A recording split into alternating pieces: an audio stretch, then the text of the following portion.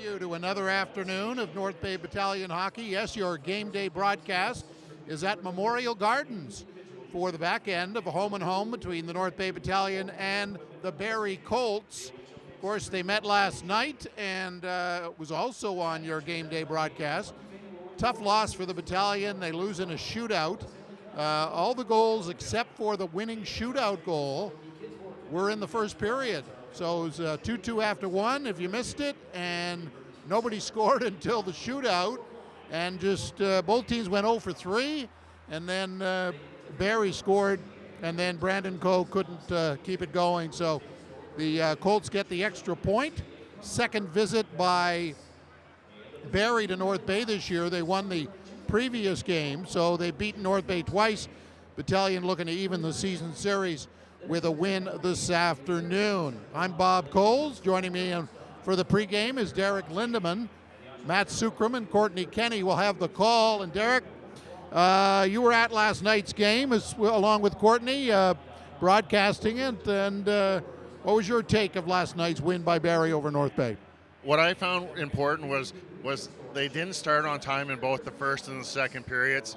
They were a little sluggish looking coming out of the gates in the first period. Fell behind that one goal, but some excellent play by Matvei Petrov. A couple individual efforts stood out, capitalizing in goals, but then another kind of slump there at the late first period allowed Barrie to score that tying goal, and just nothing was going really clicking for North Bay. It was a lot of get in the offensive zone, take one shot, and then get back and start playing defense. They weren't really able to capitalize on any really extended zone time. And on the power play, they were able to do lots. It's just a couple times ringing it off the post, and Matt Guzda robbed Petrov on a split save there on a 2-on-1 with Coe. Unbelievable, his play. Yeah, Matt Guzda was a big factor last night. North Bay had more shots, especially in the third period. I think the shots were 5-2 in the overtime, but that's what they wanted when they went to Owen Sound, got Matt Guzda, great guy in the room, and he comes up big at crunch time, and he did last night. Joe Verbetic wasn't bad, it's just Matt Guzda was busier. So, and Verbetic gets the afternoon off today. So, after the game, our boys on the bus, or on the road, I guess, in Barrie, Derek and Courtney had a chance to visit with Battalion head coach Ryan Olahan. All right, Ryan, you pick up 1 point with a chance to get 3 out of 4 against the Colts, but it probably ended the way you didn't want it to. Just take us through the game. Yeah, it always stings, I think, when it ends in a shootout like that. Proud of our guys to continue to push all the way to the end, when we're on the road here against a good hockey club. I thought that our best period was probably our third once again. We made some pushes. We had some chances to score, especially late, and then even in overtime. I thought we had a couple grade A's that their goalie made a really good saves on, and I mean that's just the nature of it. But I think being able to get a point in a game like this when we're a little bit undermanned and kind of scraping and clawing, I think these are the big points that teams need to get in order to finish where you want in the standings at the end of the season. How different does the Colts team look like with a goalie like Guzda and that? Because this is, I believe, the first time you would have seen him in Colts colors. Yeah, I mean it's definitely going to give your hockey team confidence. I mean we're spoiled with our two guys, I think, and that just gives our guys confidence, right? It's mistakes are going to happen. This is junior hockey, and we know that. But then when your goalie is there to bail you out when you do make the odd little mistake, it can help you play a little bit more confident, a little bit more freer. So probably that's going to be the case here for Barrie. Power play didn't really get going, but the penalty kill looked really good. Just your thoughts on the PK? Yeah, I think both teams' kills did a good job. It's a video league, right? It's they were able to kind of shut us down, and we did the same. And especially in the third period there, where we had to have a couple big, huge kills. I thought our guys came up big there. What are you looking for tomorrow's game? Less than 24 hours to kind of rebound against the same team? Well, the good news is it's at home, and we're going to race back home here and try to get as much rest as we can. We'll be the team kind of, being able to sleep in at least. So we'll try to take advantage of that, but it's going to be tough. But at least both teams are in the same boat here. Quick turnaround. It should be another good hockey game tomorrow. All right, thanks, Ryan. Thank you, sir. Ryan Olahan, the head coach of the North Bay Battalion. You're listening to the game day broadcast. We're in the pregame show right now, Derek. Yes, this pregame show is brought to you by Long's Maple Syrup. Their maple syrup products are available for sale all year round. Just head to longsmaplesyrup.ca where you can find products and fine recipes from main courses to desserts. That's longsmaplesyrup.ca, a proud sponsor of the Frontline game day broadcast. Well, let's break down some of the stories in this one. Ryan Olahan referred to it a little short-handed last night. Paul Christopoulos, who got hit in the Sioux game the other night and was on the ice for a couple minutes, got injured again last night, so he is not in the lineup today, which means Wyatt Kennedy draws in. So really, the depth of the battalion D-corps really being put to a test today, Derek.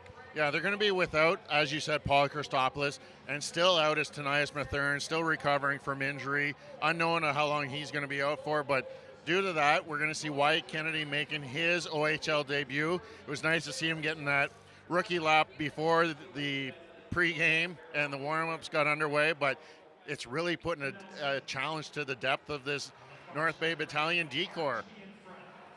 And I don't know if I'm old or this team is young, but there are 4 05s in the lineup today, born in 2000. I mean, this is crazy. Wyatt Kennedy, you got Anthony Romani, Nick Sema, and of course Owen Outwater. So it just gives you an indication of how young this team is. Yeah, and then you add on top of the 04s, this is a young, improving team. And when we talked to Adam Dennis earlier, he talked about the progression of this team and how that they're already ahead of schedule. And it's nice to see these kids, all these 04s, 05s, getting very valuable, important time so early on in the season. This is only going to build for what's going to happen in the future, hopefully the playoffs, and definitely for next year. Of course, last night, Matvey Petrov got both of North Bay's goals, and they are still relying a lot. Mitchell Russell on that line as well with Brandon Coe, of course. And, one milestone passed this week for Mitchell Russell, and another one to come, Derek.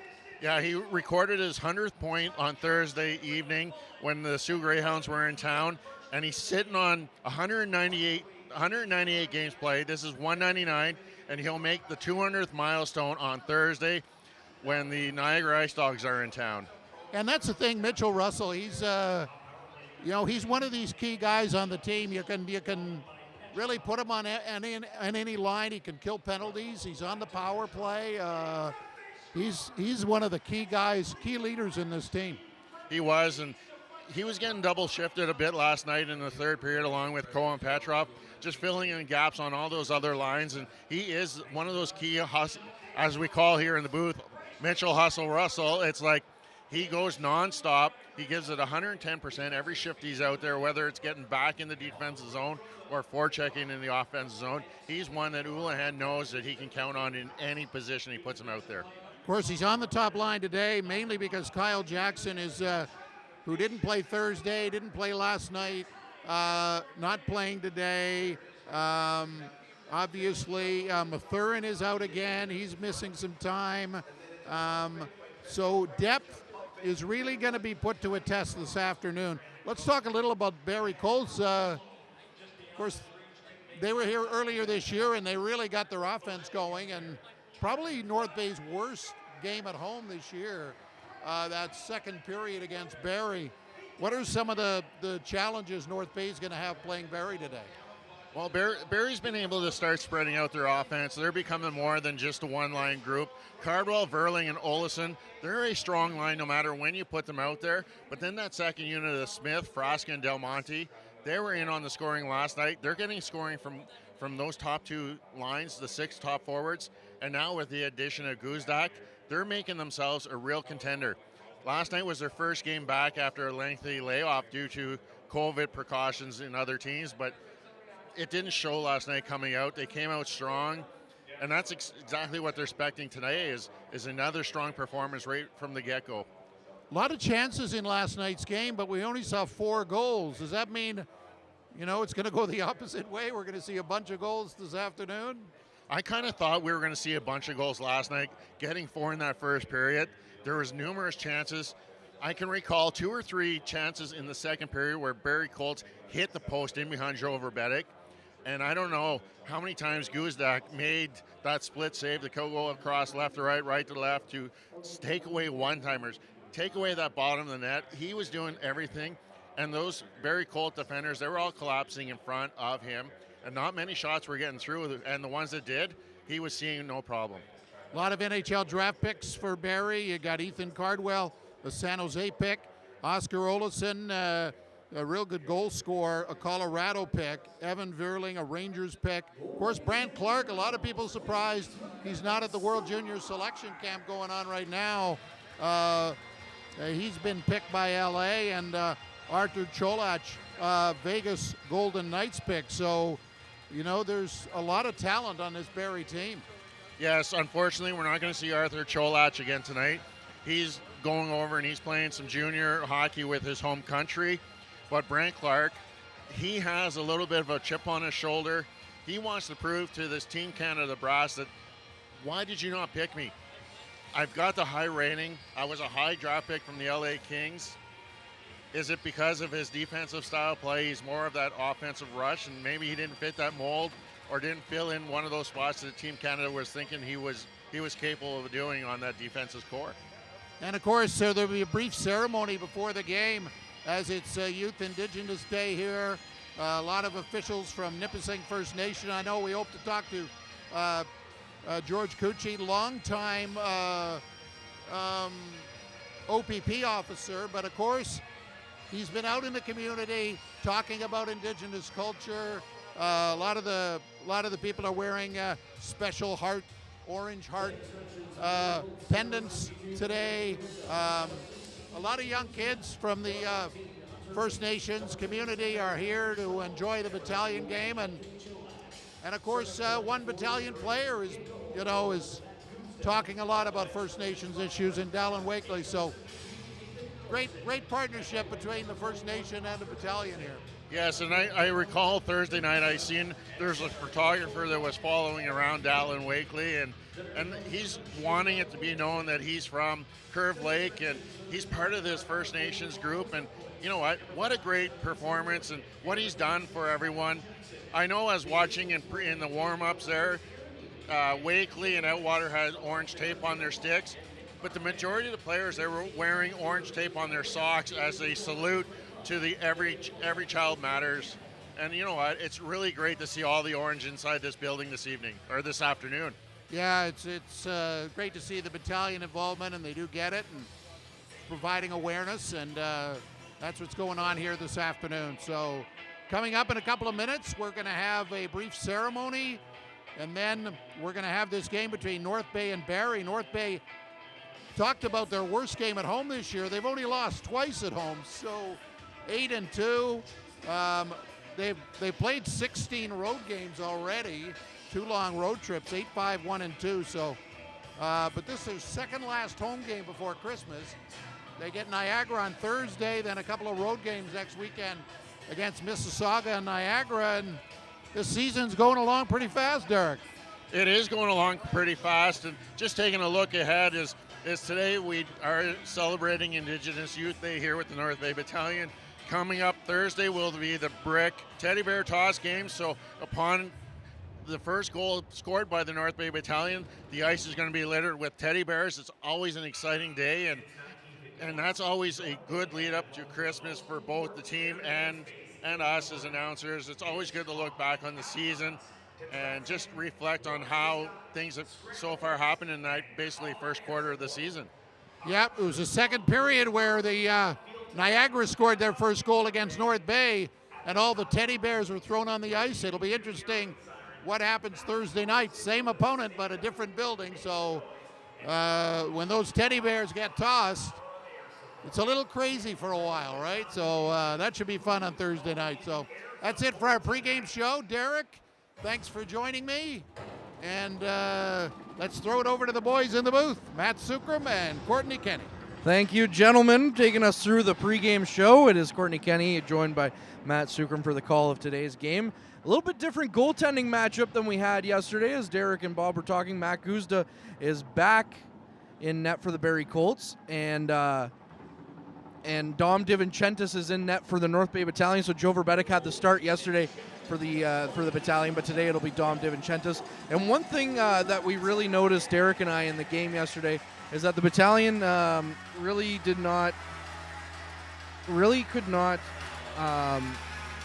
start on time. Was one of the issues that they had in all the periods, except for the third period. But then they ended up giving up some great pressure to Barrie in the third period. So hopefully the battalion can kind of figure things out. They still got a point in the game yesterday. They have a chance to take 3 out of 4 from the Barrie Colts, which is huge considering, division rivalries and all that stuff. Matt, we're ready for another great rivalry game. What do you expect from this one? Yeah, I was just going to touch on that point about the division rivalry and how big these points are, because this is a 10-meeting season between these two clubs. This is meeting number 4 already, and there's been some wild games between these two clubs already. We've had, an 8-goal game earlier on in the season. Yep. We had the 3-2 shootout game last night. So, I mean, these two teams leaving nothing or putting everything out there on the ice and leaving nothing to the imagination. And again, these games are crucial in a normal season, but especially in this season where it's 10 games, 9 points separate these two teams from the top of the division, where the North Bay Battalion sit, to the third place portion where the Barrie Colts sit. So you know that they're looking at it as any game that we can take from the battalion, or any points that we can take from the battalion as the season goes along, they're going to be crucial as the season winds down. So it's different from, you don't mind going to overtime against the Sault Ste. Marie Greyhounds like the battalion did on Thursday. You certainly would rather not go to overtime against the Barrie Colts twice in a row. No, absolutely not. And you want to take these 3 points from the Colts, because if the Colts take it to overtime, they get at least 3 points out of this as well. And as you mentioned, it is a 10-game rivalry season, and these two teams don't like each other. But the big wild card now for the Colts that they didn't have in the first 2 games is Matt Guzda. Matt Guzda really stood on his head for the Colts yesterday. He made a lot of a couple of great sprawling saves as we get ready for a pregame ceremony here for Indigenous Youth Day. So that's one of the big things for the North Bay Battalion. If they can hopefully put things together and take away these points from the Colts, it's going to be a big thing. And a lot of people thought that the Colts would be the top team in the Central Division at the beginning of the year. Which is interesting, because I feel like with Matt Guzda, now they can actually say, yes, we can contend for the top of the division. Before Matt Guzda came along, I didn't really see what people were so excited about on the back end with this Barrie Colts team, other than Brant Clark. So, yes, with Matt Guzda in net now, the Barrie Colts definitely have an Achilles heel against the North Bay Battalion, because Matt Guzda has never lost in regulation against North Bay in his 5-year career in the OHL. He's 4-0, 1-0, having allowed just 10 goals against in those 5 games played, 4 of those coming in an Owen Sound attack jersey, and that is who the Barrie Colts acquired Guzda from back on November 19th. So in the 5 games that Guzda has played in a Barrie Colts jersey, he's got a 2.68 goals against average and a .907 save percentage. Great numbers, great start to his Colts career. The battalion are looking to reverse that trend a little bit today. Yeah, they're hoping to get the puck past him. And just a little bit of a funny thing during the pregame ceremony, Liam Arnsby got ready to go and take the ceremonial puck drop, but then it was announced that it would be Dallin Wakely coming out to take the puck drop. So Arnsby had one foot out on the ice, and then, maybe I need to get back. And we'll just take a quick break here while we get ready for Canada.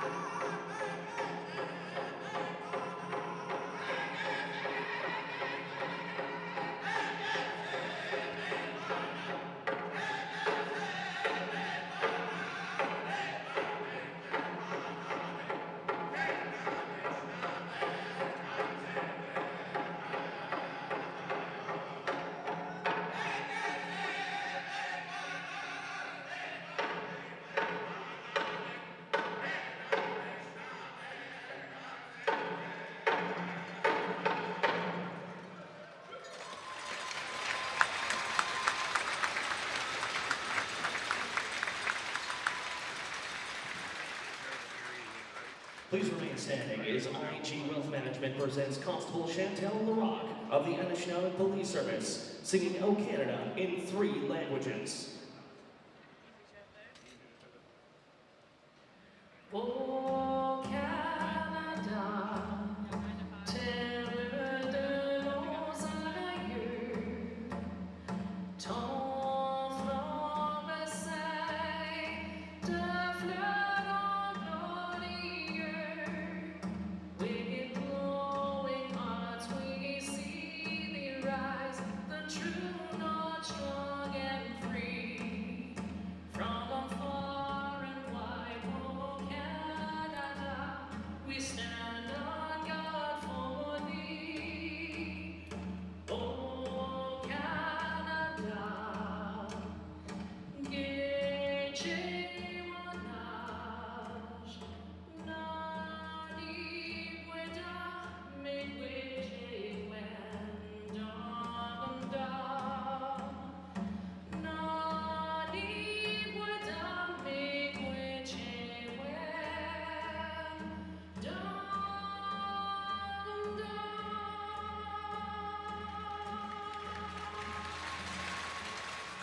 That's Chantel LaRock with a beautiful rendition of our national anthem. Hard enough to sing in one language. Yep. She nails it in 3. What a beautiful opening ceremony. Yeah, you know what? I can't even sing in one language. No one wants to hear me singing, but let alone having to know the words in 3 different languages is quite amazing. So, what a great opening and rendition of O Canada, and of course, the performance beforehand as well. It's just great. And you know what? Talking to Wakely in other opportunities that I've talked to him, he's very proud of his heritage. He's very proud of where he's come from. He's given me a Curve Lake First Nation hat, so I'm very happy with that. And he's very proud of it. And you've heard Adam Dennis say it in other instances that they've gone to him and they've said, "Are you sure you're okay with the spotlight? Are you sure you're okay with this?" And it's something that he wants. It's something that he looks forward to. And we will hear from Dallin Wakely later on in our broadcast, so certainly stay tuned for that interview. And we thank you for tuning in on the Battalion YouTube channel for the Frontline Game Day broadcast. It is Dominic DiVincentis in net against Matt Gusta. Different goaltending matchup than we saw in last night's game, Courtney. Yeah, a little bit different. Matt Gusta getting the start 2 games in a row. Dom DiVincentis, of course, North Bay Battalion head coach Ryan Houlihan, very confident in the play of his young backup. And just wanted to say this period of battalion hockey is brought to you by Northern Wood Customs, available for all your wooden decor needs. Find them on Facebook and Instagram and tell them you heard this ad on the Battalion Game Day broadcast, and you can save 10% on your next order. That's Northern Wood Customs on Facebook and Instagram. Here's Matt with the call. Thanks, Courtney. Play is underway as the Barrie Colts send it into the attacking zone. Chasing it down is Winslow. He gets hit hard into the boards, but maintains possession of the puck, goes to the corner, sends it to the middle, and chips it out, and it's on the stick of Petrov, who had both goals in regulation in last night's game. He fires it wide of the net. Picked up at the line by the Colts, and it's Brant Clark heading down the ice. He gets hit onto the boards by Russell, but he finds the puck, sends it into the corner to Veerling. Veerling chips it along the half boards. That's taken away by North Bay, but not cleared. Sent back into the corner for Veerling. Around the end boards, Nelson intercepts it for North Bay, and it gets out to the neutral zone. Controlled there by Petrov, going one-on-one in the zone. A nice takeaway, but now North Bay gets it back down the ice as Arnsby goes to the right side, turns and fires it wide of the net. Lucan picks it up for North Bay on the half boards. Sends it around the end boards. It's up on the far side to Wakely. Wakely looking for possession, battling a couple of players. It gets knocked off his stick and out to the neutral zone. 1:10 into the game. It is a key with the puck. And he drops it back in front of his goaltender, Guzda, who plays to the right side boards. Wakely coming in on the forecheck, snaps the puck away, and now it's in the possession of the battalion. They center it, but they can't get a shot off. It's Rose who picks it up for the point. Across to Arnsby, and he cannot bury it. He was looking for the one-timer, but never got a clean shot on that puck. Minute 40 into this game, no score as it's gone down the ice into the North Bay zone. Simon Rose on the puck. He's paired up with Lucan today, and he fires it down the ice looking for Curry. Curry lost it in the neutral zone. It's on the stick of Porco. Porco working in towards DiVincentis, but he's taken out of play just at the last second, going towards the near side post. Puck sent down to the point. to the left side. Shot comes in from the line, and it's wide of the net. The Colts with a little bit of pressure here in the early going. Lucan finds the puck behind the North Bay net, sends it around to the far side. Chip back in the corner, and picking that one up are the Battalion, trying to clear it out of the zone. They do that, and the Colts will settle the puck down here as they work it back into their own zone. A little bit of back and forth play here. Van Steensel finds it. He comes into the Colt zone. Van Steensel to the neck on the backhand. He lifts it too high. It's down to the point. Gauvreau with it. Sends it on that deflected and turned aside. Not sure if Gusta got a piece of that, but his defense is doing a tremendous job right on the goal mouth here in the early going. We are 2:45 in. Down the ice now, the Colts come into the attack. The shot just wide of the net, and now a penalty is getting called. Tripping going up against, I believe it's the Battalion getting called here. Yeah, they are. Brant Clark was bringing the puck in trying to come across the slot, and he got tripped up a little bit. So looks like it's Wyatt Kennedy, who's making his OHL debut, had the solo lap and everything. He's going off and serving 2 minutes for tripping on Brant Clark. So sorry, I was just going to say, it's Tatarenko who's gone over, Rodion Tatarenko, who's serving the penalty. But I was going to say, if that was Kennedy and this is your first OHL game, what a name to kind of sit there and be like, yo, you know who I tripped? Brant Clark. Just don't say it too loud for the coaches to hear you. Yeah, exactly. So Tatarenko in the box. And as you mentioned, Kennedy is also in the lineup tonight. So we've got a power play here for the Colts. Frasca coming in on the right wing side. His shot is stopped and deflected away from the net. And North Bay clears. I was just going to make the point. This is the third straight game for the Battalion where a rookie is making their OHL debut. Yeah, well, there wasn't one in yesterday's game. It was McQueen Spence did play, but it was the second 3 and 4, game. I guess, right? Yeah, you're pretty close. Yeah, so for sure.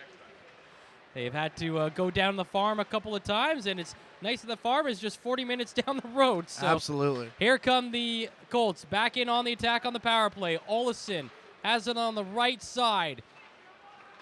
Now sends it to the middle. The shot from the slot is stopped off a skate into the corner. Picked up there by Clark. Across to the right side, Olesen walking back. Plays it to the goal line. Cross zone pass to Clark. Out of his reach. He plays it off the boards. Sends it to Olesen. The shot. Save made by DiVincentis. No, it squirts out behind him. And then a shot came in. They sent it off the post. And somehow it didn't go in. And now the Battalion are going to get called for hooking on the back end of that play. Wow, what a sequence of events for the Battalion. And I just wanted to change it a little bit. It wasn't Tatarenko getting the penalty. It's actually Dom DiVincentis getting the penalty for tripping Brant Clark. So it's Tatarenko who's in the box serving it. Now the Battalion are going to be down as it looks like Lucan is going off to the box now for that hooking penalty. But you know what? I mentioned it many times on the broadcast. The closer you are to your goal, you know, the more excusable the penalty is. And considering when you're about a foot off the goal line, that's a pretty excusable penalty, I would say. Yeah, that was a wild sequence. DiVincentis thought he had it, and then it squirted through, and the officials might be reviewing it here. But like you said, it was a wild sequence because it squirted through. A rebound came in. I lost sight of it at that point because it was on the near side here, so the puck behind DiVincentis. And then somewhere in that there was a hook. So it's a 5-on-3 now with 4:05 gone in this game to open up period number 1. A big penalty kill here for the North Bay Battalion, who were 4 for 4 in last night's contest in Barrie. It's Clark with a puck under the left side circle, feeds it to down low, back across to the right side, Olesen. Now to the goal line, to Veerling, down to Olesen, and the net is knocked off its moorings. So we'll have a quick little break here with 27 seconds remaining in the DiVincentis penalty, 15:37 remaining in the first period, and 1:42 in the penalty to Lucan with no score. Yeah, that's something I talked to Ryan Houlihan about yesterday. You know, the power play never got going, but the penalty kill looked really good against Barrie last night. They did not give Barrie any dangerous looks. All the dangerous looks came from 5-on-5, and Brandon Coe and Ty Nelson were really anchors of that penalty kill. The penalty kill's up to 5th in the league right now at 80.6%. While the Barrie power play has steadily climbed a little bit in the last couple of weeks, up to 21%, good enough for 11th in the league. Here come the Colts. Veerling over the blue line, drops it back to Brant Clark. Clark cuts to the middle, shot redirected to the right side, save made, back to the left side, another kick save made by DiVincentis.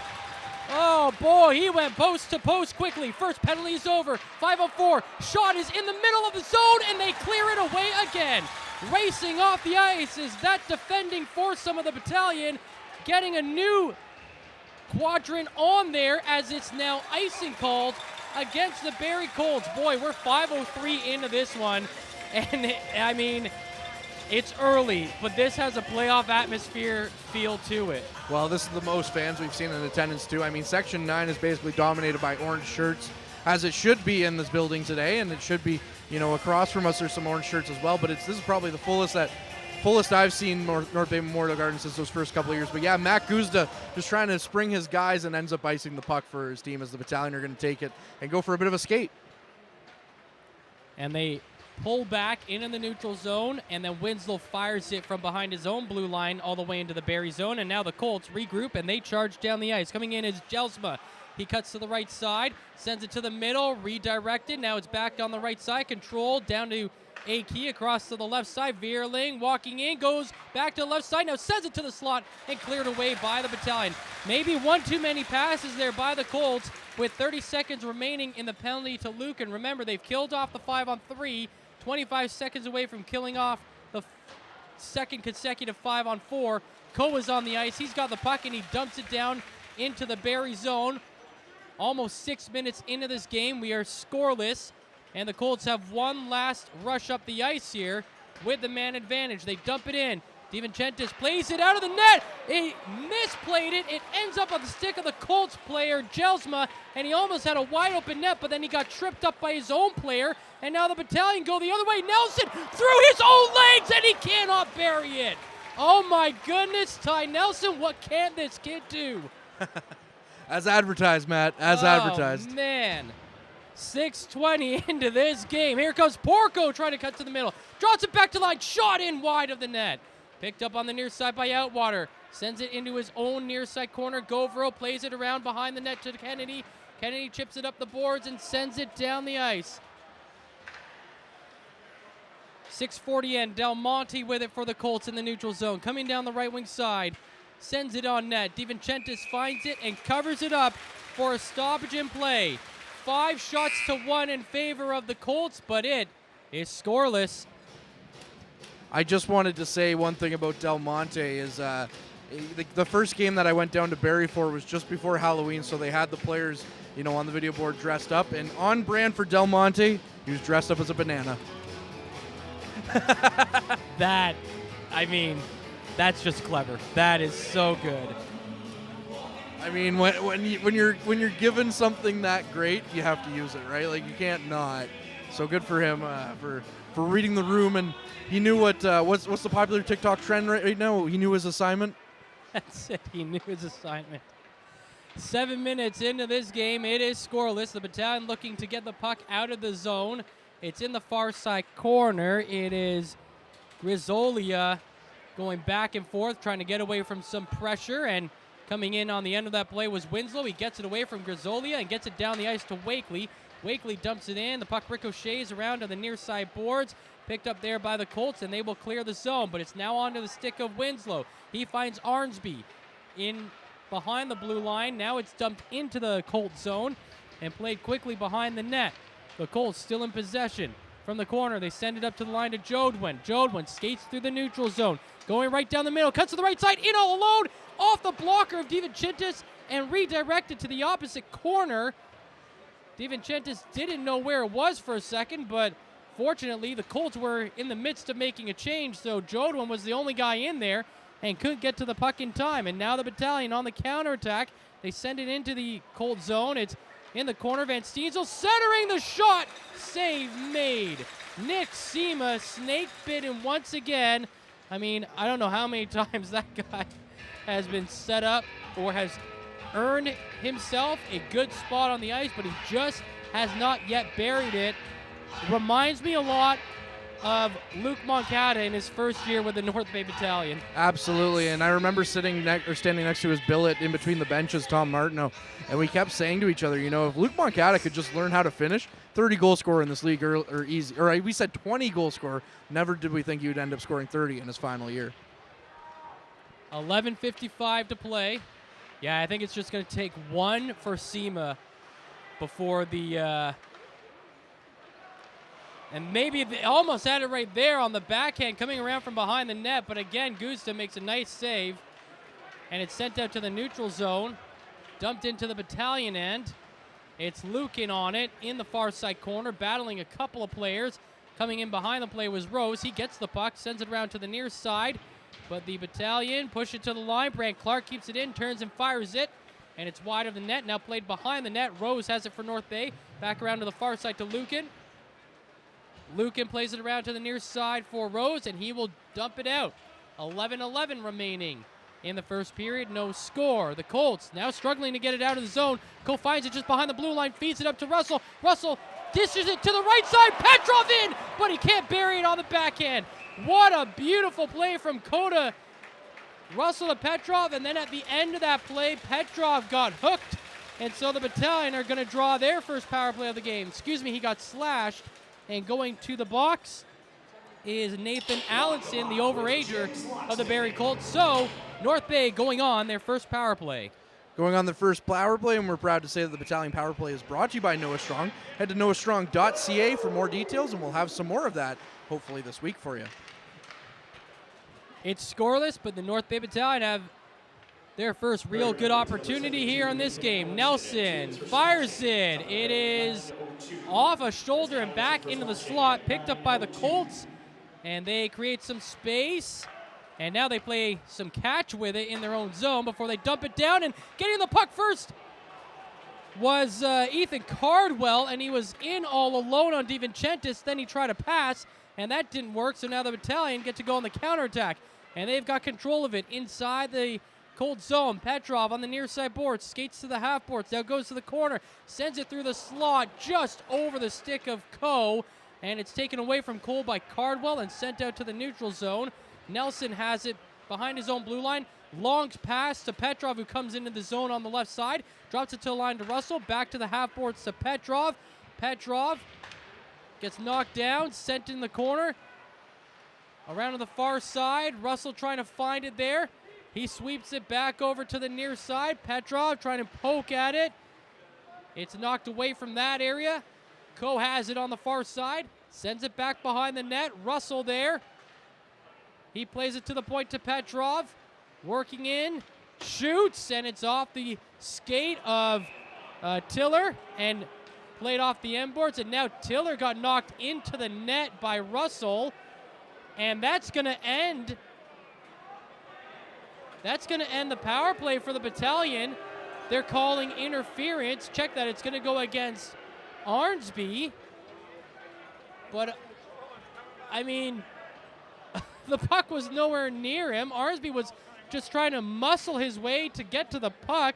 He knocked Tiller into the net, and that was cause for being penalized, I guess. So 9.5 to play in the period. It's 4-on-4 hockey here for the next 30 seconds. And then it'll be a 5-on-4 for the Barrie Colts. So the Battalion coming into the zone. Winslow gets tripped up going over the blue line. And that's another penalty here. And now, Courtney, this is 4 penalties called. Actually, 1, 2, 3, 4, 5 penalties called now for so far in this game. We're just over halfway through the first period. Reminiscent of last night's game, or how do you feel? Is it being called very tightly? It wasn't called rather tightly last game, but there wasn't many penalties really in the game itself. I mean, there was. I mean, the Battalion were 4 for 4 on the penalty kill, but it didn't feel like it was like this quick and this furious. Or I would say Fast and Furious, but I'd probably get flagged on YouTube for that. But anyways, I said it anyways. But anyways, we're gonna have a quick power play eventually, and it'll also be brought to you by Noah Strong, and head to noahstrong.ca for more details. 10 seconds on 4-on-3. The Battalion send it to the front. It's deflected. It comes back down in the slot. A couple of guys whacking at it, and they could not get it out of that area. And now the Colts get it down the ice as Allenson steps out of the box. He had a chance. He's blocked. Drops it back to Frasca, who comes in the zone. His shot is off the blocker. So it's 4-on-4 now for 1:15. And the Battalion going on the attack. Here comes Coe into the zone. Coe down the right wing. Tries to feed it across, but Frasca gets in the way and blocks the pass. It's to the line. It's Nelson in control for North Bay. He sends it to Petrov. He skates to the right side. Sends it down to the goal line to Coe. Coe to the point. Lukin can't hold the line, and he has to bring it all the way back into his own end. 8:20 to play in the first. No score. 40 seconds remaining on the penalty to Arnsby, and then there's about a 20-second difference in the penalty to Lemieux. So barring anything else being called here, we may get back to 5-on-5 for the first time in about 5 minutes. Sent down the ice, whipped around on the near side in the North Bay zone. Allenson battling Van Steensel for the puck. It's to the line, now sent across to the left side. That's Allenson there, sends it back around on the near side. It's Porco, plays it to the line to Akey, back to Porco on the right side. Down to Akey, his shot is blocked. Arnsby out of the box, 15-second power play for the Battalion, but they can't clear it. Allison takes a shot from the point. That's off a skate and wide, picked up by Arnsby in the near side corner. And Lemieux is about to jump on the ice as Arnsby brings it through the neutral zone over the blue line, sends it to the right side, but then the pass is knocked away from that area. It's stretch pass to Lemieux, who's out of the box. Lemieux, one-on-one, shot save made, rebound chance denied as well by DiVincentis. 7 minutes to go, and it feels like all 7 of Dominic's saves have been big ones. Back into the cold zone. North Bay on the attack. Outwater shot. That's blocked in the middle. Another stretch pass to Vierling this time, but it's deflected off his stick and into the corner and cleared out of danger by Govro. He gets it up to Outwater at the line. His pass is knocked away. Tiller has it. He plays it to the blue line. And now it's sent down the left wing boards, and that's picked off by Kennedy. Kennedy coming in on the right side. Sends it to Outwater, who deflects it right into the pads of Guzda. And that is where we will take our break. 6:31 remaining in the first period. Let's listen in to Bob Coles, who will update you on what's coming up in the intermission. Yeah, special teams, strong goaltending, the story of this one so far. In our first intermission, we'll check on that Kingston-Mississauga game. North Bay tied in the East for the most points with Kingston, and they're up 2-0 on the Steelheads in the early going. And of course, it's Indigenous Youth Day here at Memorial Gardens. We'll talk to Nipissing First Nation Chief Scott McLeod, also George Gucci about Indigenous culture and getting those messages out to the general community. And so we look forward to those two gentlemen joining me here, and Derek, with our first intermission. Still looking for our first goal, but boys, the goalies have been busy. Yeah, they certainly have been. Guzda with 4 saves, DiVincentis with 9 saves, and as Bob mentioned, the Kingston Frontenacs and the Battalion tied in points at the top of the Eastern standings. Courtney, it seems like every week there's another team from that East Division who are trying to overtake the Battalion in the standings. Yeah, and you know what? I kind of personally, as a fan, I wouldn't have it any other way. You want it to be competitive, and you don't want the Battalion to have to coast into a playoff spot. You want them to be playing meaningful hockey. Right, I mean, sure, for the nerves and, you know, a couple of gray hairs for Adam Dennis here or there, Ryan Houlihan, but you want to see them do well, but you don't want to see them coasting, because if you remember that first season, they were fighting tooth and nail for that Central Division crown right up into the last week, and that's when they started to play their best hockey. That's when they peaked, and then we all remember that first run. They're also now trying to stay as a staple on those CHL top 10 rankings, right? 2 weeks in a row that they've been on there. Playback underway, 6:15 to go. The puck is inside the North Bay zone. Rose has it in the near side corner. The Battalion overage defenseman trying to fight his way to the line. Now he plays it back behind the net for Lukin, who chips it down the right side boards, and it's played ahead to Curry. Curry over the blue line, then knocked off his stick by Allenson, and he plays it the other way for the Colts. It is Jelsma dropping it to Matthews. His shot is blocked, and now it's stretched past the other way, trying to get to the stick of Coe, but on the back check, the Colts break it up. The Battalion trying to regroup and sending it down the ice. There's a hard hit on Jelsma right below us as Lukin runs him into the boards, and the Battalion now find the puck inside the Barrie Colts zone. Coe has it across to Petrov, and he cannot fire the one-timer. Russell now has the puck. He skates to the middle, takes a shot, just goes wide and high on the glove side. Picked up on the far side boards by Olesen of the Colts. He sends it around to the near side to, I believe that's a key down there, and he gets it through the neutral zone. Coming in on the left wing side is Cardwell, sends it in front, and that is denied as well by DiVincentis. Now the Battalion going the other way. They've got the numbers, 3-on-2.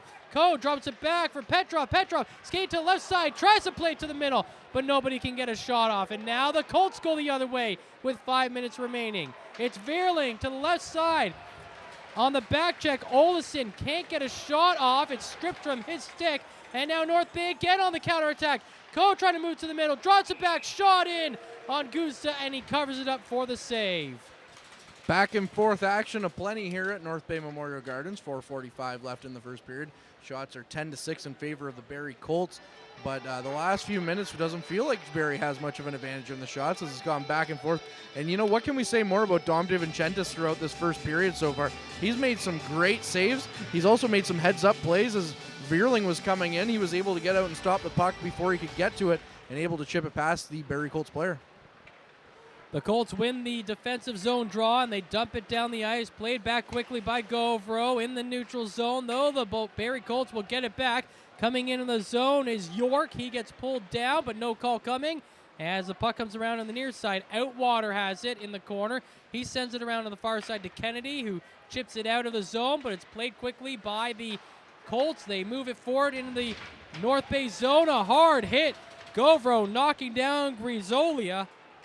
And the puck is into the far side corner. Picked up there by Govro. And his pass gets out of the zone to Outwater, coming in on the left wing side. Outwater, centering pass, turning, firing, and the save is made.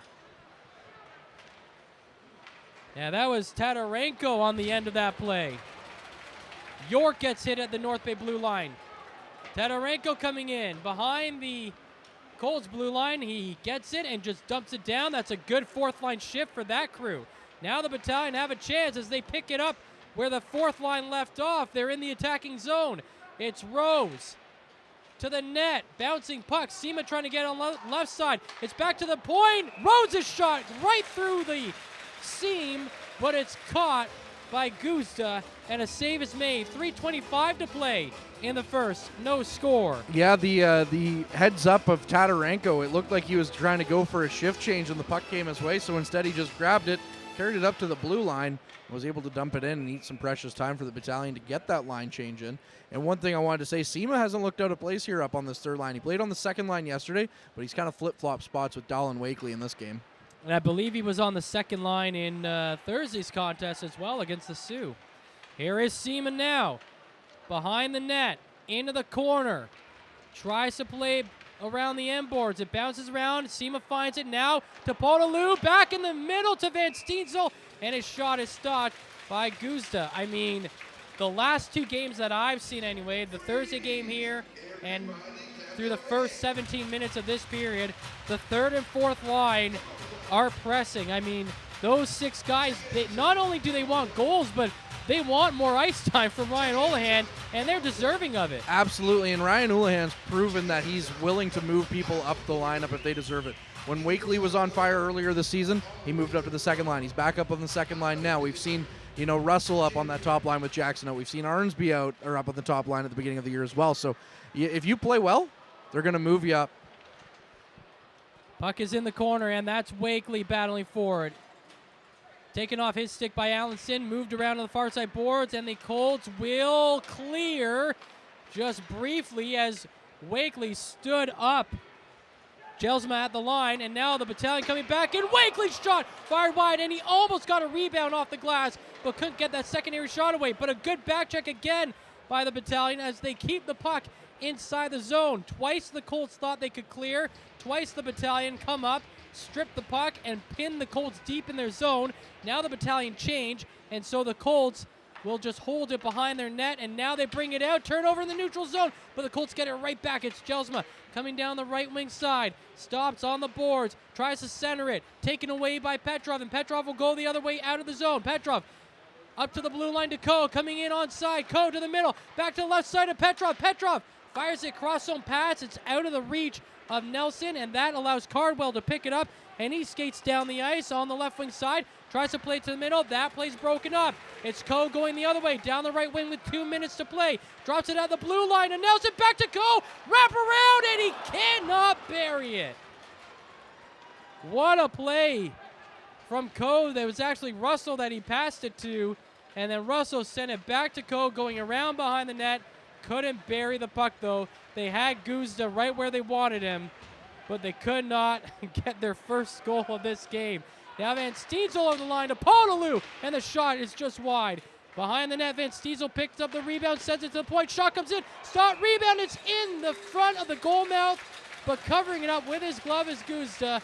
1:19 to go. Scoreless in the first. It's infectious when one line has a good shift, because we saw that with the fourth line, then the third line came out, had a good shift, then the first line, then the second line, and now we're back to the third line who's having another good shift. So it's been a couple of great shifts here now strung along by the Battalion. And one thing I wanted to say about Wakely is watch him in the second and third period. He has a penchant for scoring big goals in big games for himself. He scored in his return to Peterborough after he said he would, and we'll see if he does that here today when the spotlight's on him. The Colts back into the North Bay zone, trying to control the puck. Yeah, the Barrie Colts haven't had a shot since the 14:08 mark of this period. They've got 10, and the Battalion, like you said, it's been about 6 or 7 minutes where it's just been good shift after good shift, and that's evident by the fact that they haven't had a shot on net since the 14:08 mark, and we're down to 35 seconds in this first period. The Battalion get the puck out of their own zone, moving it down the ice is Armsby, drops it to Curry on the left side. The shot comes in, and that's blocked in front. Sent down the ice, DiVincentis way out of his net, plays it right back up to Curry. Curry sends it up the head to Rose, but the play is called down. I believe offside is the call there. I thought that was close, so I didn't know if that was the call or not. Yeah, and you can see Brant Clark out there trying to plead his case that it goes back to the Battalion blue line. I don't know why it would if it's an offside call, but yeah, it was a very close call. Tough for the official or linesman to make that. So 15 seconds to go. The puck is inside the neutral zone. The Colts find some open ice. Matthews over the blue line shoots. That's blocked. Picked up by Petrov. Out of the zone. It's on the stick of Russell. He's got 2 seconds. Comes over the blue line. And time will expire. An entertaining opening 20 minutes. Shots are even at 10. Score is even at nothing. The goaltenders, the story of that opening 20 as the Battalion and the Colts head to the locker room scoreless. And just before we throw it to Derek and Bob, just want to say it's the end of period number 1. And in that period of Battalion Hockey was brought to you by Northern Wood Customs, available for all your wooden decor needs. You can find them on Facebook and Instagram. And, of course, tell them that you heard this ad on the Battalion Game Day broadcast, and you can save 10% on your next order. That's Northern Wood Customs on Facebook and Instagram. Bob and Derek, take it away for our first intermission show. Thank you very much, Courtney, and we'll duck in a few OHL scores. Sarnia and Erie are tied at 1. That Kingston-Mississauga game, Kingston up 5-0. And again, Kingston tied with North Bay for top spot in the East. Kingston yet to play in North Bay this season. The Sioux and Sudbury postponed due to the Sudbury COVID issues, and later it's Peterborough and Oshawa. Of course, no score in this one. The shot's 10-10, and penalties, there were a few of them in that period. Dom DeVicentis tripping at 250, Alexander Lukin hooking at 405, Nathan Allenson for Barrie slashing at 902. Liam Arnsby for North Bay interference at 10:28. and Ian Lemieux tripping at 10:44, but again, no score. There could have been a few goals in that period, though. It's only 0-0 because of the strong goaltending at both ends, Derek. Yeah, and that's exactly what I noticed from down at ice level is the strong goaltending. The first half, it was all Barrie Colts taking it to the North Bay Battalion, getting that early two-man advantage. Dom DiVincentis making numerous saves on that two-man advantage and forced to make a lot of good quality saves in that first half of that first period. And then the second half seemed to be changing tides as the North Bay Battalion came on strong, getting a lot of chances on Guzda. But again, both goaltenders making 10 saves there. You know what? It's an exciting day here at North Bay Memorial Gardens. Yeah, we can see the division rivalry really taking an effect this weekend, right, with these back-to-backs. Some hard hitting, too, by both teams, but nothing really dirty or vicious, just hard, tough OHL hockey. It is, and a lot of good, hard hitting from both teams, trying to get that puck and trying to get an advantage. But you know what? It was a good first period of play. It took a while to get everyone into the game, but eventually things started settling down. The penalties came to a halt, and you know what? We got down to some good hockey, and we're in for a good second and third period. Okay, we got our guests going to come in here. We'll first talk to Chief Scott McLeod, then we'll talk with George Cucci. And Chief, enjoying the game so far? Yeah, it's pretty exciting, and just seeing all the orange shirts in the crowd and all the Indigenous folks out here today. It's a pretty exciting game. Tell me about the partnership with the battalion making this day possible. Well, a lot of that work was done through George. I don't want to steal any of his thunder, but George and some other community members got together and worked out a partnership with them to sponsor our youth and just put on good programming for our youth and get them out here. And it's all about inclusion and bringing the kids out and enjoying the day and having some good, wholesome fun. What message do you want the general public to have when they, when they come into the building, they see the orange shirts? Obviously, it's been in the news about awareness and inclusion. What message do you want people to come away with? For sure. I think the biggest message, and of course it's a bit of a somber one, but it's to reflect on Canada's true history and the past injustices and atrocities that were committed against Indigenous youth in residential schools, and knowing that we can never do that again, and just being conscious of it, recognize it, acknowledging it, and reconciling, moving forward together, both Indigenous and non-Indigenous, enjoying the same things that everybody wants to enjoy in life, but acknowledging that there was some dark periods in our history that we've got to overcome. How about the North Bay community overall in terms of, it's been, 3 or 4 years now since we've heard about reconciliation, and I'm sure not everyone has come forward as much as you'd like, but overall, how's the community doing? Well, I'll tell you, I've been all over this country in different provinces and different cities, and North Bay is one of the first cities that really took interest and took responsibility about getting involved in reconciliation. It's been a few years now, and I think North Bay's ahead of a lot of other cities across this country about just facing the truth and moving towards reconciliation. And just this, this event here today just goes to show you how supportive North Bay is on these issues. Okay, I'll ask you to move your headphone and your mic and bring in George, and we'll talk more about today's event. And thank you, Chief McLeod, very much for joining us. And George Cucci, OPP officer, author, award winner. I don't know how to introduce you, but what do you make of today?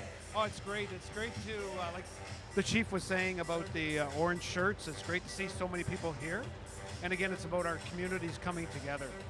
And how did the relationship, not the first event you've done with the battalion, right? So how did the relationship develop with this OHL team? Well, back in September, Lori Young, who has Wakeland staying at her house, asked me if I'd come and speak to the battalion on a little bit about cultural mindfulness, about history, and so I came over and spoke for a couple of hours with the players.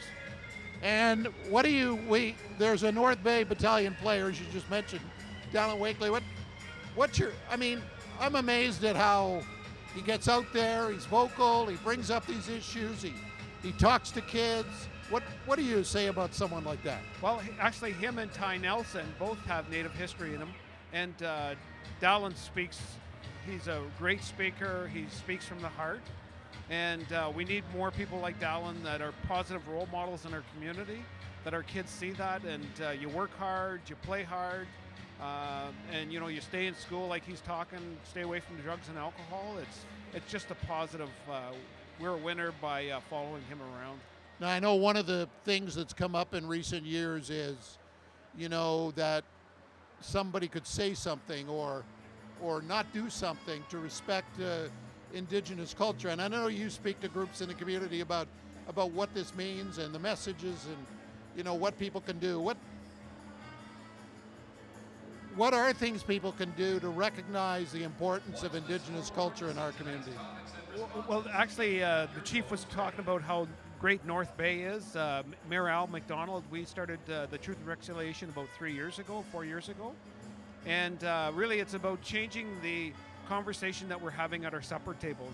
It starts really in the family, how we're talking, and really when you see the people here, you see neighbors, co-workers, friends, and like we have 5 nations that are here today, 2 from Quebec, Bear Island, Dokis. So it's great to see everyone coming together.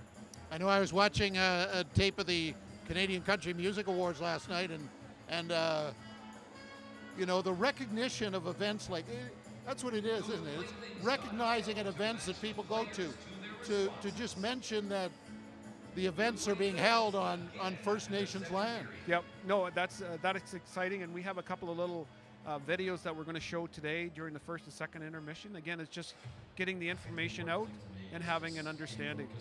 Anything else you want to add? No, I think I've always listened to you for years. I heard you're going to retire soon, and I just want to thank you for all the work that you've done in North Bay. Thank you very much, George Cucci, Scott McLeod, and we'll let George pass the microphone and headset back to Derek, and thanks again. And they're playing a video right now on the wall here, so it's just great.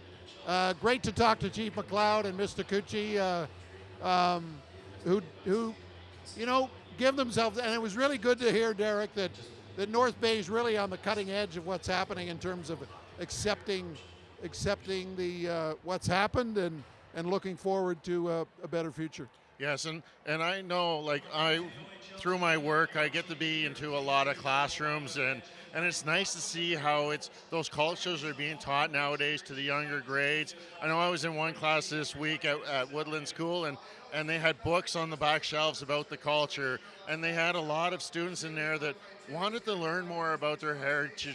And it was exactly that. It's really good to see it in the younger grades, in the grades. I was in a high school, and it was a Native arts class, and it was just beautiful seeing how each stroke had a meaning and each color had a different meaning, and it's just interesting to hear the stories that everyone gets to tell. George Cucci, a wonderful gentleman and a wonderful speaker. If you ever get a chance to hear him speak, take the chance and the opportunity, go listen to him. He's a great guy. He's a great author, and he's a decorated OPP officer as well. He's retired from policing, but continues to give back to both the First Nations community and the general North Bay community. And it was so interesting to hear about Ty Nelson and Dallin Wakeley, how they, get the message out about their heritage and speak to kids, speak to First Nations kids about their stories. And it's just, I am so impressed by both these young men. And what I really liked is how they took Dallin Wakeley's bill. It took the time to go into not the dressing room, but into the club, and got to express some of what heritage and stories, and just helping Wakeley and Nelson fit in and just get a better understanding for where they come from. And that's all it is. It's getting an understanding of what's really happened out there and in the history, and getting the word out there. And it's so special, and what a great part of our Canadian heritage. Well, it's Wakely and his teammates right now are in a scoreless tie with Barrie. If you're just joining us, Battalion schedule-wise, we mentioned this earlier, 16 road games. So they're nearly half of their road schedule. After today, they host Niagara on Thursday, and then 2 more road games. Mississauga, they haven't played a game in Mississauga this year in this crazy schedule. And then Niagara's their last game before Christmas. And then after Christmas, they go to Mississauga. They have a New Year's Eve game here against Oshawa, and then a New Year's Day game in Oshawa. So it's interesting, the schedule, the way it's worked out, and you know, they haven't seen much of Mississauga yet. Mississauga right now is you know, pretty close to North Bay in terms of the standings. Yeah, they're pretty close to them in the standings, but the 2 times we have seen them, we've been able to come out on top of both of those meetings, so picking up 2 big wins. And just a reminder that Thursday night, that game, it's going to be against Niagara. It's going to be the brick teddy bear toss night. Either you can bring a stuffed animal, make sure it's in a clear plastic bag. You don't want those animals getting stuck to the ice. Or you can buy the Brickley teddy bear down in the lobby. It's going to be $20. All the proceeds stay within the community. It's a great cause. It's a great game. Seeing the ice flooded with those teddy bears. I know I was down ringside 2 years ago when it was the teddy bear toss, and just seeing the joy on the faces of the Battalion players as they jump in the teddy bears, they pick up the teddy bears. They're really involved, and it's a great atmosphere and a great evening. And then on New Year's Eve, when Oshawa's in town, it's going to be Subway New Year's Eve celebrations. Come out and celebrate the new year. 1 p.m. start that afternoon, and a great way to kick off your New Year's Eve festivities. Yeah, that's a great thing about New Year's Eve. You know, you get a 1 o'clock game, so you're out of the building by 3:30, and then you got time to go home, get a little dinner, and then if you're going out socializing, of course, remember, don't drink and drive on any night, especially New Year's Eve. But now, you know, sitting on that front row it's a great view of the game, but do you sell your tickets for the teddy bear nights and maybe have a little higher seat? Because we got there some nights and the aim of some fans isn't very good, right? No, and especially if we're trying to throw some of those bigger teddy bears from up here, you're going to get smothered in teddy bears and have to help by tossing them over the glass. But you know what? No matter where you sit, come out and support a great cause. Bring a teddy bear or buy Brickley the teddy bear in the front lobby. And of course, that should be fun Thursday night. Niagara has been here already this year, and North Bay's had no trouble with Niagara, a team that's really struggling. So we'll see what happens Thursday night. And then back-to-back road games on Friday and Saturday. Well, that does it for our first intermission. Again, no score in the game. We thank Nipissing First Nation Chief Scott McLeod. We thank George Cucci, and of course Derek Lindeman, who will go down close to the glass to catch the second period. Now we throw it back to the boys in the band over there.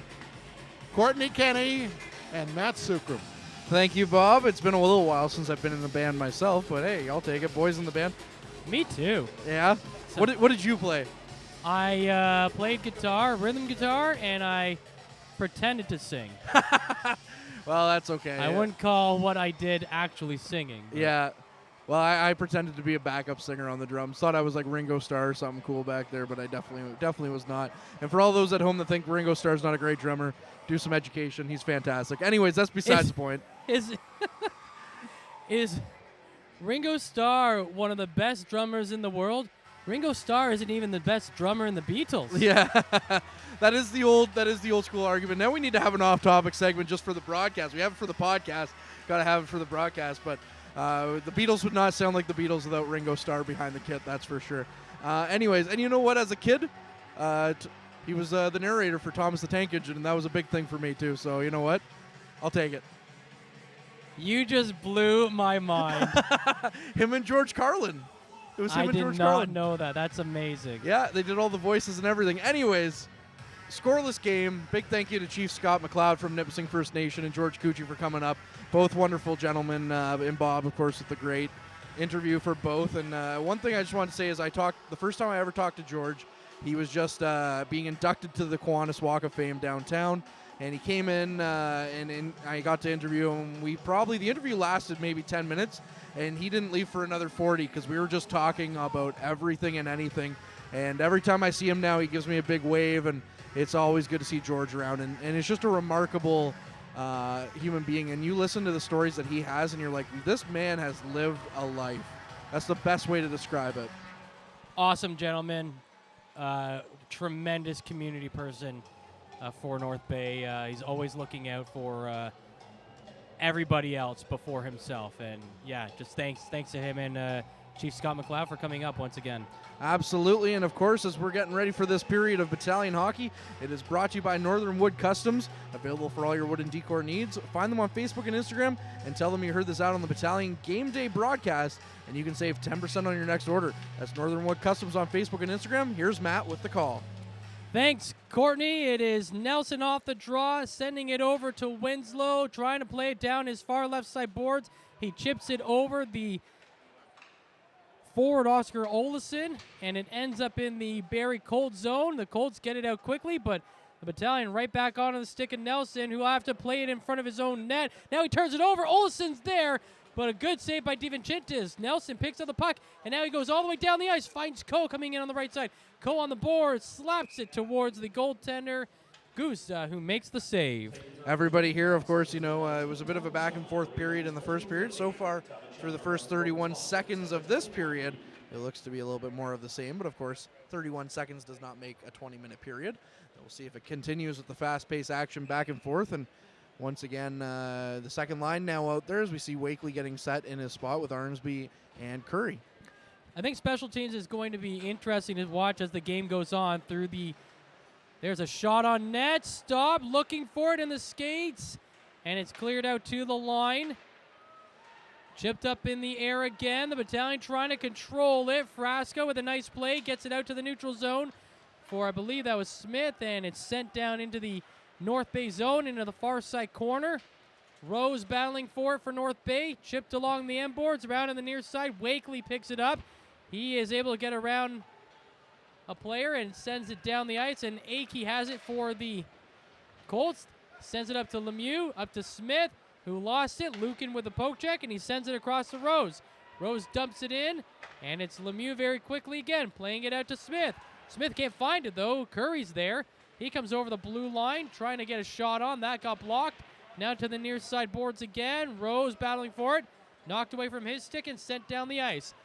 A minute and a half in to the second period. No score as the Battalion bring it back in over the blue line. Lemieux doing a good job for the Colts, just blocking that area and not allowing the Battalion any room to move. Back in the neutral zone, Lemieux shoots it in. Off his skate and sent to the near side corner. Govro with it. Plays it to the far side boards. Van Steensel trying to get it out for North Bay. He backhands it out to the neutral zone, but Tiller has it for the Colts. He tries to play it ahead. That got blocked. North Bay chasing the puck. Van Steensel going into the far side corner in the North Bay zone. I check that in the Colts zone. It's played below the goal line. Punnet's there for the Colts, and he gets it out to the neutral zone. Porco moving ahead. Coming down the right wing side. Govro draped all over him, and that's definitely going to be a holding call. You didn't have to go to referee school to call that one. Holding against Govro. The Battalion going on the penalty kill. Well, the Battalion penalty kills look very strong so far in this game, and hopefully can continue with that magic here in the second period. But yeah, it's that's just one of those penalties. It's very obvious. There's no way that you can really argue that to the referee. It's pretty obvious again. Then Govro is going to sit for 2 minutes, but the penalty kill has been very strong through this home and home so far. So both teams have combined to go 0 for 12 on the. Check that 0 for 11 on the power play. This is the 12th power play combined for either of the teams in these 4 head-to-head periods of play. Coe steals the puck in the neutral zone, trying to move forward, but Akey blocks him at the line. Sending it across a Veerling, just out of his reach. A poke check made, and the Battalion send it right back into the Barrie zone. Akey again, down the right wing for Cardwell. Up to Veerling, over the blue line to the left side to Del Monte. Del Monte down in the point to Akey, back across the right side. Cardwell's shot just goes wide. 3 minutes in, no score in the second. Akey has it at the line. Across the left side, back to the right. Veerling walking in, shoots off a skate and high. Off the boards, Akey has it at the far side. Across to the near side, Veerling walking to the middle. The shot that flutters over the crossbar and played on the end boards now. Van Steensel was there, or check that. Coe was there, sends it to the line, picked up by the Colts. Another shot comes in, that's blocked by Coe. Across to the near side now, Veerling has it, trying to play it to the goal line. Rose breaks up the play, gets it off the boards, but it's turned over, shot from the slot, and it's wide of the net. Pick up at the far side boards by Allenson, over the Veerling, walking in again, the shot kick save made by DiVincentis. Down to the point, Allenson. To the right side, back to the point, Allenson fakes the shot, gives it to Veerling on the left side circle. His shot is blocked, and then it went up into the shorts of Rose, and so that will blow the play down as no one knew where it was for about 5 seconds. So we are 3:55 into the second period, no score, 21 seconds remaining in the penalty to Govro. Yeah, I got a little bit of a laugh from the crowd here too when Rose was looking around for the puck and just happened to start patting his pants there, and the puck dropped down on the ice. The Battalion off the draw, can't clear. Allenson keeps it in. Pass to the right side now. Back to Allenson. Pass to the left side. That is Clark to the right side. The play is mishandled, and the Battalion are able to clear. 4:10 gone in the second period, and Govro is out of the box, so we're back to 5-on-5 play. The Colts now 0 for 4 on their power play opportunities. Shot back in the North Bay zone. It's Porco who has it on the near side boards in the corner now. A couple of stick checks made. The puck ends up along the end boards behind the net. Nelson picks it up for North Bay, tries to clear. Clark keeps it in for the Colts. He sends it to the half boards for Olesen. Sends it into the corner. Now behind the net, Porco can't reach it as Nelson checks him off the play, but the Battalion turned over right in front of the net. The shot, glove save made by DiVincentis. Played back around behind the net. Porco has it to the circle to Allenson. Allenson lost it. Poke check made. The Battalion going the other way. It's Petrov over the blue line, but now it's poked off his stick by Clark. The puck at the boards, picked up by Romani. He plays it to Petrov in the corner. Shot from a sharp angle. That's wide of the net, and it ricochets out to the neutral zone. It is Rose who picks it up behind his own blue line now. He tries to send it down the ice. It's blocked off the skate of the official. So now Rose has to get it back behind his own blue line. Rose making his way up to the line. Sends it down the left wing. Pass across to the right side into the attacking zone. The Colts get in the way of the pass, and they go the other way. York down the left wing side. Tries to play it in front of the net for Grizzolia. It's out of his reach. Covered up by DiVincentis. And he'll hold on to it for a stoppage and play. Almost 5:40 into the second. No score. That's definitely a shift that Matvey Petrov is going to want to have back in. He hasn't had many of them here in North Bay Battalion Green. He first tried to dipsy doodle around one of the Barrie Colts players, couldn't really do it, and basically gave a nice pass right in front of his own net to one of the Colts players who had a chance, but Dom DiVincentis standing tall on that. And then anytime he got the puck, it just seemed to be bouncing a little bit too much for him to control. Yeah, we've seen that now ever since that penalty was called, actually. Both these teams are just really fighting the puck a little bit here. 6 minutes into the second period, no score. Puck in the neutral zone. It is Jode went on it for the Colts. He passes back behind his own blue line. Now a pass down the ice. Tipped into the zone. DiVincentis plays it behind his own net. And the Battalion goaltender flips it up over the glass and out of play. And will await. Doesn't look like there's going to be a call here. But that was I don't know if you were I don't know if you're going to be very happy if a goaltender takes 2 penalties in a game. That's a very rare stat that I don't know. I don't know if I've ever seen a goaltender take 2 penalties in a game. I don't know. I have to go back and check the record. So obviously, Battalion head coach Ryan Olhan would not be happy with that play, but want to switch focus real quickly to the guy on the other bench, Marty Williamson, who becomes the 10th winningest coach in OHL history with that Barrie Colts win last night. That's the 469th OHL victory in his career. 251 of those have come with the Colts. Of course, he spent time with the Niagara Ice Dogs. He was the guy on the bench when the Battalion overcame a 3-1 series deficit to defeat the Ice Dogs in the opening round of the 2014 playoffs. Here come the Barrie Colts down the ice, right towards the net. It's turned aside, and the Battalion played out. Coe carrying it down the left wing. Coe going towards the net, feeds it across, just out of the reach of Russell. Nelson from the point shoots it wide as it's deflected into the corner. Picked up there by Petrov. Cross-zone pass. Nelson off the boards. Big slap shot, but it's blocked by Brant Clark, and it's cleared out by the Colts.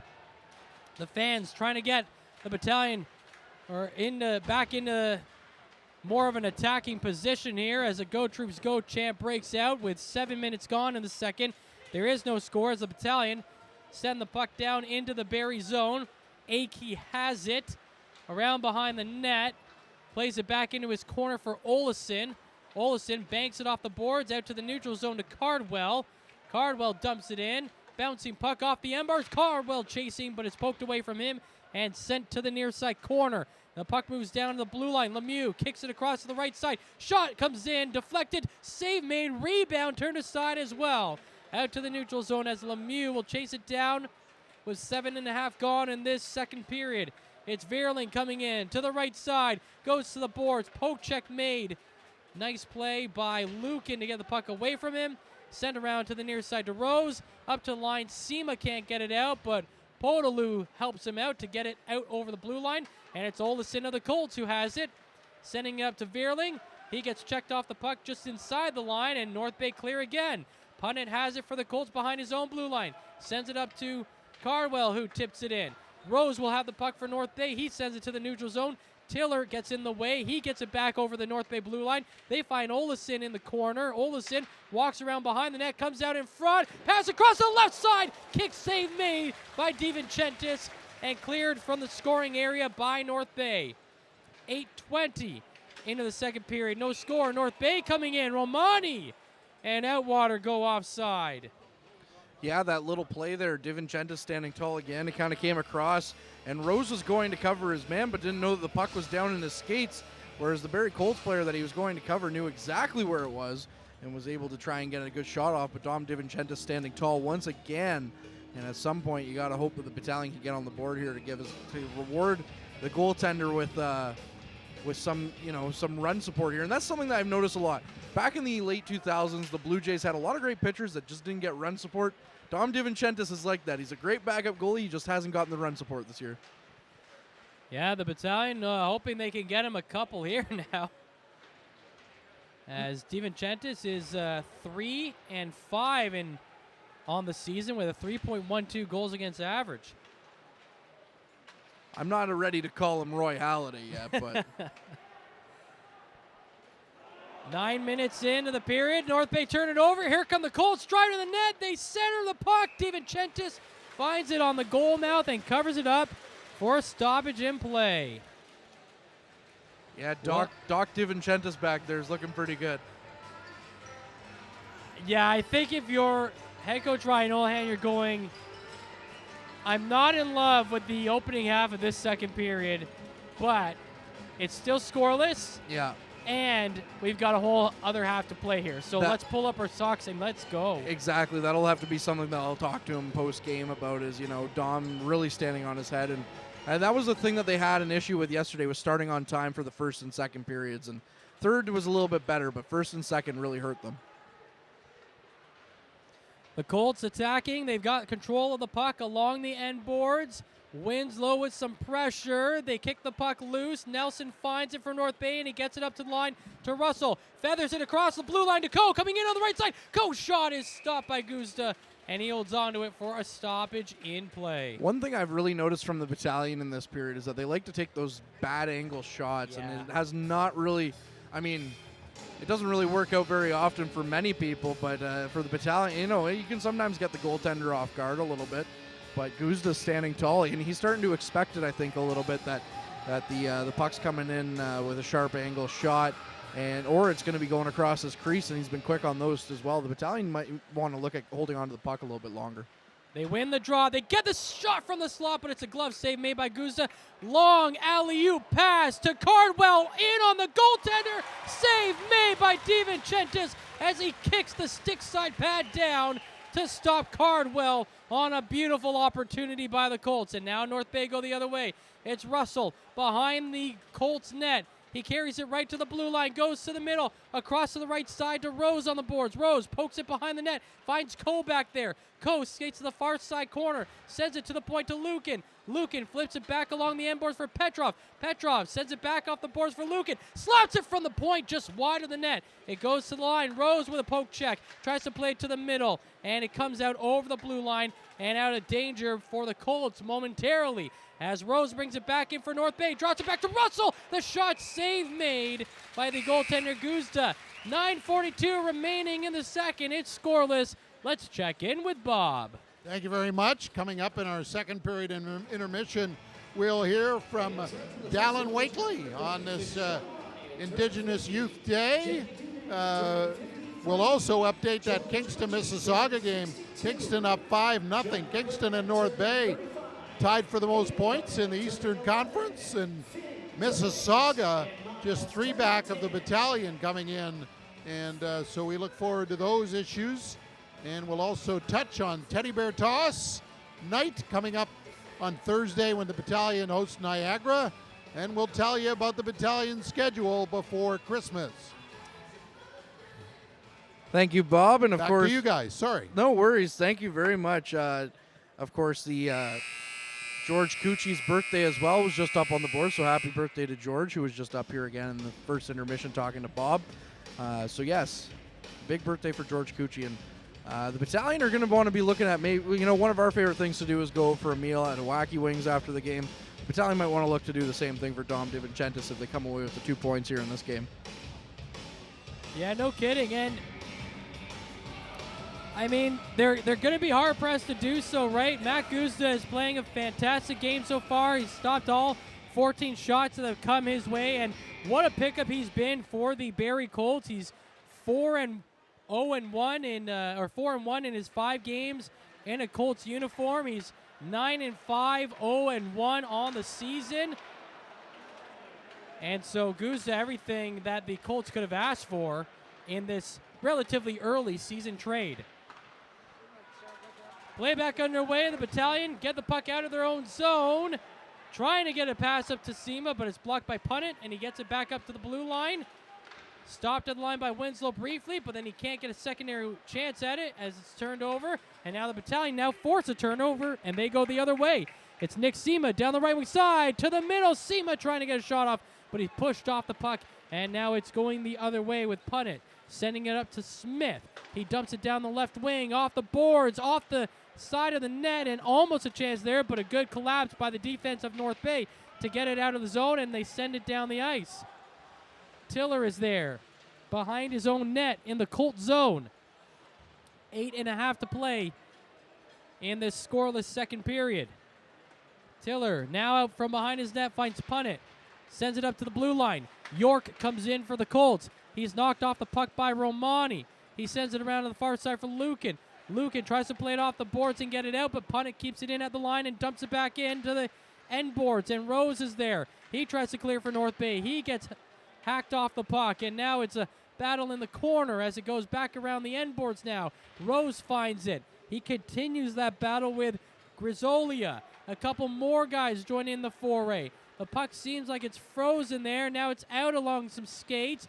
Back to the near side of the end boards, right behind the net now. One of the Colts goes down, and the puck ends up over the blue line and still behind the play. Rose and Cardwell, who got knocked down, jawing at each other, but nothing seems to come of it. But we'll definitely check that it wasn't Cardwell, it was Grisolia, and we'll have to keep an eye on those two as the game goes on. As it's sent down the ice, icing is called against the Barrie Colts, and that's been one of the rare few mistakes that they've made all period long. Yeah, and we'll have to keep an eye on to see if this game gets a little bit more chippy, as I thought it would be a little bit more after the second game of a home and home. And we saw Simon Rose there, kind of getting into it a little bit with Grisolia. So we'll have to see if that goes anywhere. here, as there's still just under half of a hockey game left to be played. I wonder if the reason for all the penalties called early on, as DiVincentis makes a glove save from way out, sent down the ice. Arsby trying to catch up to the puck. It's just out of his reach as Gusa fires it to the far side boards, and it's cleared from danger. Yeah, just quickly to your point, I wonder if that's why all those penalties were called early on, is because the officials knew that this was the second of a back-to-back between Central Division rivals, and maybe they thought, okay, we need to set the tone early before this gets out of hand. Yeah, and you know what? This is definitely one of the games, and I'm sure, officials know. They can read the room. They know what the situation is and what had happened the night before and stuff like that. So I'm sure that they were briefed early on this on what to expect out of this game. And you know what? Sometimes we've seen officials kind of let games get out of hand. We heard a lot of complaints about the game against the Sioux getting out of hand a little bit on Thursday, but so far it's been a tight game so far, and it'll be interesting to see if it does get a little bit of out of hand. Here come the Colts. That was Jelsma right in front of the net. Fired it just wide on DiVincentis. The Colts have 17 shots. The Battalion have 15. And in this period, it's 7-5 in favor of the Colts.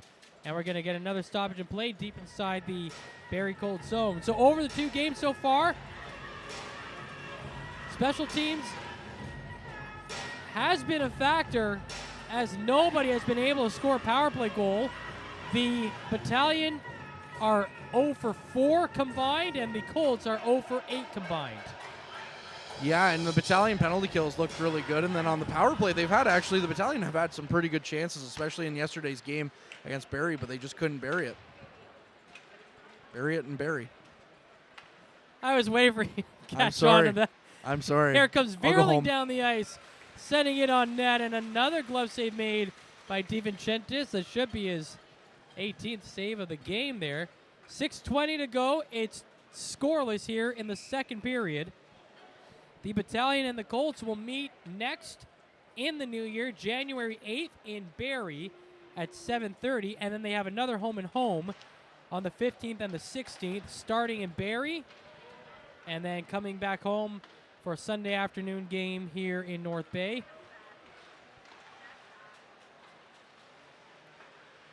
And then they don't meet until March. Here come the Battalion into the Barrie zone. Nelson has it at the blue line. Fires it wide of the net off the end boards. Picked up by the Colts, but they can't clear. Kept in, sent into the far side corner. Cardwell is hit hard by Russell.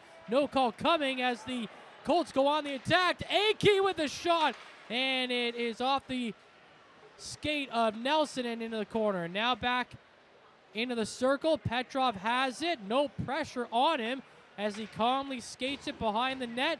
Sends it around to the far side to Nelson. And Nelson sends it through the neutral zone. It's tipped as it goes into the Barrie end. And it's Allenson who picks it up. He sends it down the ice to Cardwell, up to Olesen. Olesen with the shot. That's blocked. It goes to the end boards. Veerling in front. Now he plays it back to the end boards. He's pressured back there by Podolou. It comes around in the near side corner. Cardwell finds it, sends it to the line to Allenson. Chipping it back along the end boards. Veerling is there. He's being pressured on the boards by Winslow, but they get the puck away from that area to the half boards on the far side. It's in and out of some skates, picked up by Van Steensel, and he gets it out of the zone for the Battalion, up on the stick of Sema, who goes into the near side corner. Blind pass into the middle of the zone, doesn't work, and the Colts go the other way with some numbers, but on the back check, Lukin trips up Frasca and doesn't get called for it, and the play stays alive inside the North Bay zone. Romani steals it on the far side. He finds Sema trying to get it back up to him, and that doesn't work. And now it's Del Monte going the other way. Pass across the right side. The shot comes in. Save made by DiVincentis. 4:20 to play in the second. No score. And it's Podolou muscling his way out of the zone. He gets hit by Frasca. A bunch of guys involved on the far side, chipping away at the puck. It bounces off a body, goes back in the North Bay zone. Here comes Frasca, the shot, that's stopped. Sema tries to pick it up and clear it. He gets blocked. It's been a long shift for that third line of the Battalion. They get the puck up to the blue line. Rose carries it down. He finds Arsby coming in the zone. Arsby shot, save made as the Battalion gets some fresh legs out there. And it's Curry now on the right side. Curry dangles in front of the net, then lost control of the puck, but Arsby finds it. He sends it to the point to Govro. Govro whips it around the end boards. Picking it up there is Punnett. Can they clear it? They do, out of the zone. Govro gets it back up quickly. It's Kennedy there. He dumps it in the zone. Playing it back out, Punnett. Stolen. It's on the stick of Wakely. Up ahead to Arsby. Back to Wakely. The shot. It's high. Back down to the point. Govro. Wakely is there. Couldn't hold the pass, but he gets it back. Arsby. Blind pass in the slot, and Curry got knocked down. Couldn't get a shot off. Now Jelsma goes the other way. Back pass for Matthews. The shot goes over the crossbar. 3:05 to play in the scoreless second as the Colts continue to pressure here. In behind the net, Kennedy battling for it for North Bay. He lost it as Matthew takes it on the half boards. He plays it in the corner. Jelsma centers it, and that play's broken up. North Bay trying to get the puck out of the zone, and they do. Good play there by Russell. It's dropped back to the North Bay blue line. They create some space there. Kennedy finds it on the far side. Down the left wing for Russell. He comes over the blue line. Russell to Petrov in front, trying to find Cole, but he can't get it to his stick. And it's to the point. Shot back in. Cole behind the net. He tries to play it in the corner. That's taken away and sent down the ice. The Battalion going back for it. Porco will get there first for Barrie all the way in the far side corner with 2:20 to play. He flips it into the near side corner. It's sent down to the blue line, and Coe carries it out. He fights Petrov down the left side. Petrov drops it back to Coe. Coe in front of the net. Dangles, and his shot is blocked. Petrov tripped up in front of the net. No call coming as the Battalion import player looking for something, but the ref not giving it to him. And now the Colts back on the attack. Pass across the zone. Olesen can't get it towards the net. It's now along the end boards, now in the corner. Olesen there with 1:50 to play. To the half boards of Cardwell. His pass is blocked by Petrov. He carries it out of the zone for the Battalion. He gets it up to Coe. Coe coming in on the right side. Dangles in front of net. Takes a shot. And it's stopped again by Gusta. 1:35 to go in the period as the Colts clear the zone. Olesen over the blue line. Sending it around to the far side. Lukin chips it to the point. Shot back into the corner. It is Veerling there. He plays it from the half boards back in the corner. Arnsby breaks up the play for the Battalion, and he clears it to the neutral zone. 1:13 to go. No score in the second. The Colts deep in their own end trying to clear. They get it out to the neutral zone, and it's Olesen bringing it in on the left wing side. Takes a shot that's blocked. It goes to the end boards. Olesen with a wraparound chance. That's blocked as well. Now it's on the stick of Outwater. Outwater's got some room. Outwater's going down the ice on the right wing side. Stops in the middle. The shot just goes wide. Rebound is sent to the glove of Gusta, and he holds on to it for a stoppage in play. 47 seconds remaining. It's scoreless in the second. After the game grinding to a halt a little bit as Dom DiVincentis is coming out. It looks like he has an issue with his goaltending equipment. It might be his skate. But after this game ground to the halt for a little bit in the second period, as it ground to a halt for a little bit in the second period, Derek, what do you got for us? So what I got for you is the toe strap on the right toe of Dom DiVincentis' pad has either been cut or come undone, and that's something a goaltender cannot do without as it attaches the pad to the skate. So out comes Mackenzie Campbell out from the box to help out Dom DiVincentis. And Courtney, didn't he say something about this on your podcast? Yeah, I think I remember someone saying he was the most high-maintenance player that he had. But you know what? That's just good. It was all in good fun. It was all in good fun. Macker was just having a bit of a laugh, saying he enjoys working for Dom and trying to learn about goaltenders about it. But and the equipment. And there's a lot that can go wrong with goaltending equipment, as we've just seen right now, Matt. Well, didn't he say that he had to tie Mason Primo's skates up with zip ties in the game? It was all about just trying to figure out a way to make sure that the equipment is going to get you through the remainder of the period until you can fix it properly in the intermission. And on the bright side, you only have 47 seconds to get through right here as Macker's now big round of applause for Macker. He's an unsung hero on this team, Derek. And unfortunately, the goaltender is not allowed to go to the player's bench. Macker has to run out to Dom DiVincentis to make those repairs. Oh, all good, Mac. You know what? That was a great episode. We had a lot of fun with Mackenzie, and he's a wealth of knowledge. Hopefully it wasn't wearing his Jordans today. I mean, you don't want to get those wet. No. 39 seconds ago, the Colts almost turned it over the line. Clark and Van Steensel collide at the blue line. The puck shot into the corner. A couple of hard stick checks. Podolou finds it and gets it out to the neutral zone. Nelson chips it ahead. Nelson trying to control the puck. He gets tripped up by the official on the near side blue line, and now the Colts will go the other way. Clark to Frasca, to the line to Allenson. Back across to Clark on the left side. Across Allenson, big time slap shot, and it's over everybody's head, but kept in play off the glass behind the net. It goes to the near side boards, back in the corner. Some hard stick checks on either side. The puck at the line. Allison's shot is blocked, and that brings the second period to a screeching halt. Back and forth we go. Shots are tied at 19. Score is tied at 0. The Battalion and the Colts are really going at it in this Central Division battle. Yeah, the two teams especially going at it. This is a great game for sure. And just one last thing I want to say about Mackenzie Campbell there in that game, or in that podcast episode, was there was a lot of stuff that we don't know as fans, that we take for granted in watching these players play. And it's guys like him and Satch that really help get this team underway and get things going. And Ryan Houlihan, just before our post-game talk yesterday, came up to me and said, I want to thank you so much for that episode, because now I know where Mackenzie's going to be down to the minute, so he can't hide from me anymore. So, you know what, maybe Macker didn't help himself out with that. But then again, it's the end of the second period, and that period of Battalion Hockey was brought to you by Northern Wood Customs, available for all your wood and decor needs. Find them on Facebook and Instagram and tell them you heard this ad on the Battalion Game Day broadcast, and you can save 10% on your next order. That's Northern Wood Customs on Facebook and Instagram. And now to turn things over to Mr. Bob Coles and Derek Lindemann. Gentlemen. Thank you very much, Courtney. And if you're in the building and you're listening, 2,300 so far on the 50-50. So you still got time. Buy that ticket this intermission, and who knows, you could be going away with $1,200. Not a bad deal.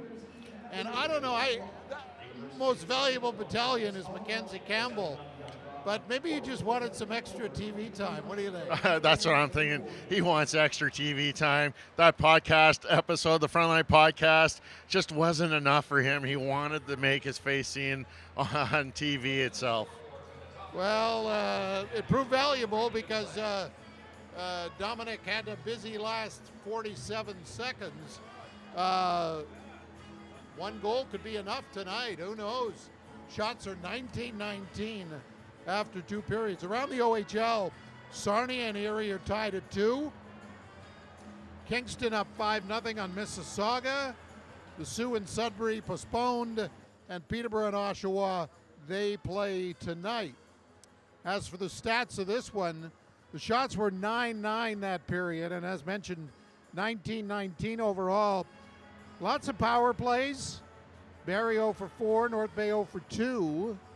And Barrie's won 20 of the 30 face-offs in this one. Second period, just one penalty. Cam Govro for holding at 2:16. And Derek, a couple of things stand out for me in that period. Players are getting away with a little more than they were in the first period. And North Bay's starting to give the puck away a little. And without Dominic DeVicentis playing awesome.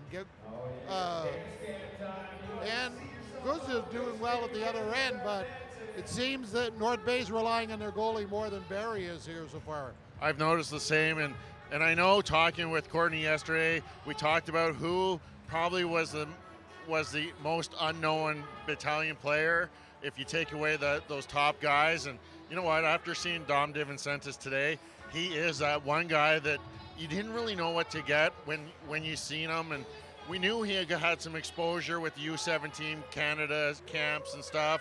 And what a solid backup he has been. Ryan Houlihan has no problem going to Dom DeVicentis in any game, and we get to see this. As Joe Verbetic didn't have a bad game last night, but why not give Dom DeVicentis that second game of the back-and-back? And you know what? These games are what's going to come back and help push the battalion go further and further. You can't do it without a good 1-2 combination in goal. No, and that's really the strength of the team, I think. And this is why I think it's really going to be a great second half, because the strengths of this team are their top line and their goaltending. And they get other guys contributing. They get healthier, of course, too, but other guys contributing. This team can become really special in the second half of the year. What do you think the key's going to be here in the third period coming up? I think the key is try and get a little more offensive zone time. Try not to be so cute making those cross-crease passes, and try and get a dirty one. I know yesterday they were able to beat Guzda twice. Petrov beat him high blocker side, and I think that's the key, is try and cut across the ice and send one back the other side and try and catch Guzda going the wrong way. You know what? It's going to be an exciting third period here. We've seen the physicality starting to pick up. These teams have played five and a little bit of hockey because of the overtime and the shootout. It's been really tight checking, and we're going to see more of the same. And you know what? It's only going to be one goal, and it might just be a dirty bounce or a bad bounce that's going to solve these goaltenders, that they've been seamless so far this evening or afternoon. You never know what you're going to see in an OHL game, Derek. I mean, last night it was 2-2 after one, and you figured, okay, it's going to be like 7-6 or something. No goals the rest of the way until the shootout. And then, okay, today we figure, okay, they're going to get a lot of goals. But again, the goalies have dominated this weekend, and so we've had 4 straight periods with no goals. So the goalies this weekend, both Guzda for Barrie and North Bay's goalies, have been, top of the line. It has been, and like yesterday, we saw the first period 4 goals. Tonight, the first period was nothing but specialty teams, and I'm thinking, is it going to be a parade to the penalty box all night? Is that how it's going to be called? But then it started to seem, as the game wore on in that second period, players were getting away with a little bit more. The physicality ramped up, and a lot of good, clean hits. And you're starting to see this building come to life, and the fans getting in behind the troops and trying to just take them to that next level and be that seventh man as that they've been known to be here in Memorial Gardens. Okay, Derek, of course, this is Indigenous Youth Day, and we've been highlighting some of the activities going on in the building. They're just running a feature on the screen here with George Cucci. Of course, front and center for the battalion has been Dallin Wakely. And let's hear about Dallin right now. I wanted to ask you, of course, the Wakely jersey travels well in all the away games. When I know they've been to the Sioux, when I've been to Barrie, there was a good contingent. There's always a good contingent at the home games.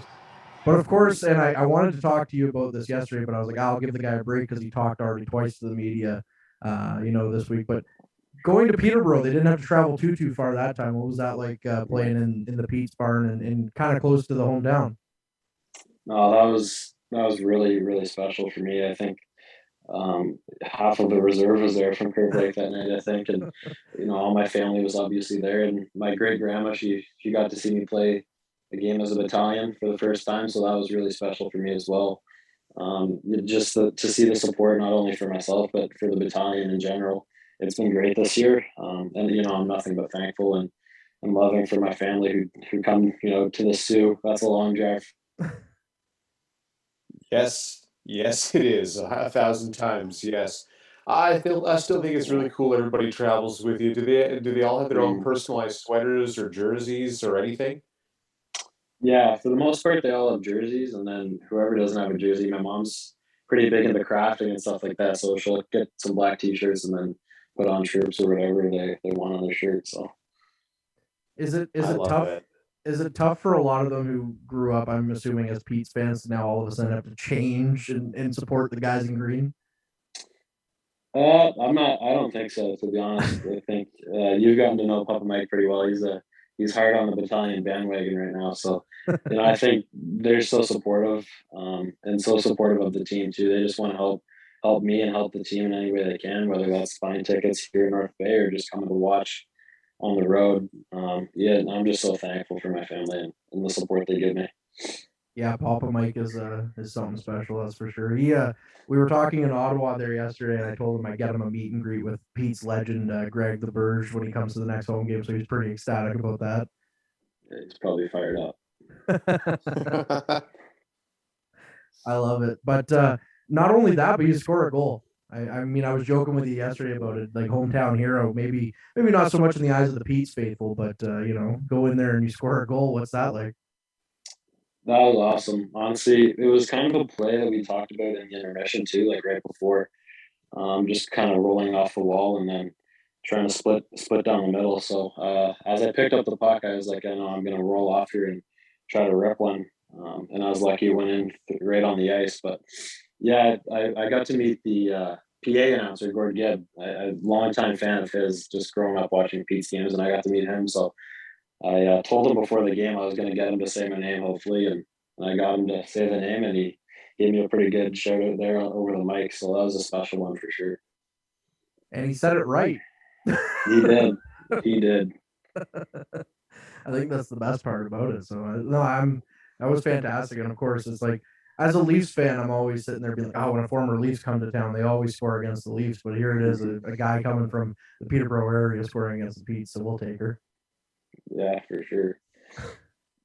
Don, we always end up breaking down the weekend's games, usually when the guest leaves. But Courtney, you want to try something new? He was there. Let's ask him. Let's break down the weekend with Dolan. Let's have some fun. Sure. Okay, so Dolan, before a big 3-game road trip like this, what's going through your mind? What's going through the team's mind, knowing full well this is 3 hard games in, what is it? 4 days. 2.5, 3 days, 4 days? I mean, what's going through your mind? What are the coaches telling you guys?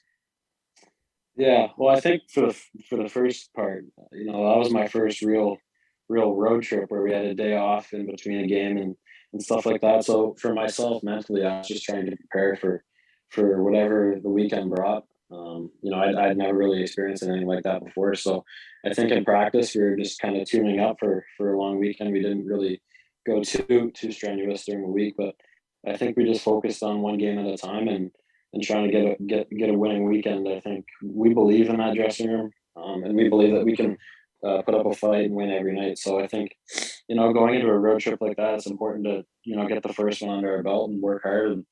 And I think just try to create good karma on the road because anytime you're going into another team's building, it's going to be difficult. And I think we had a pretty good weekend.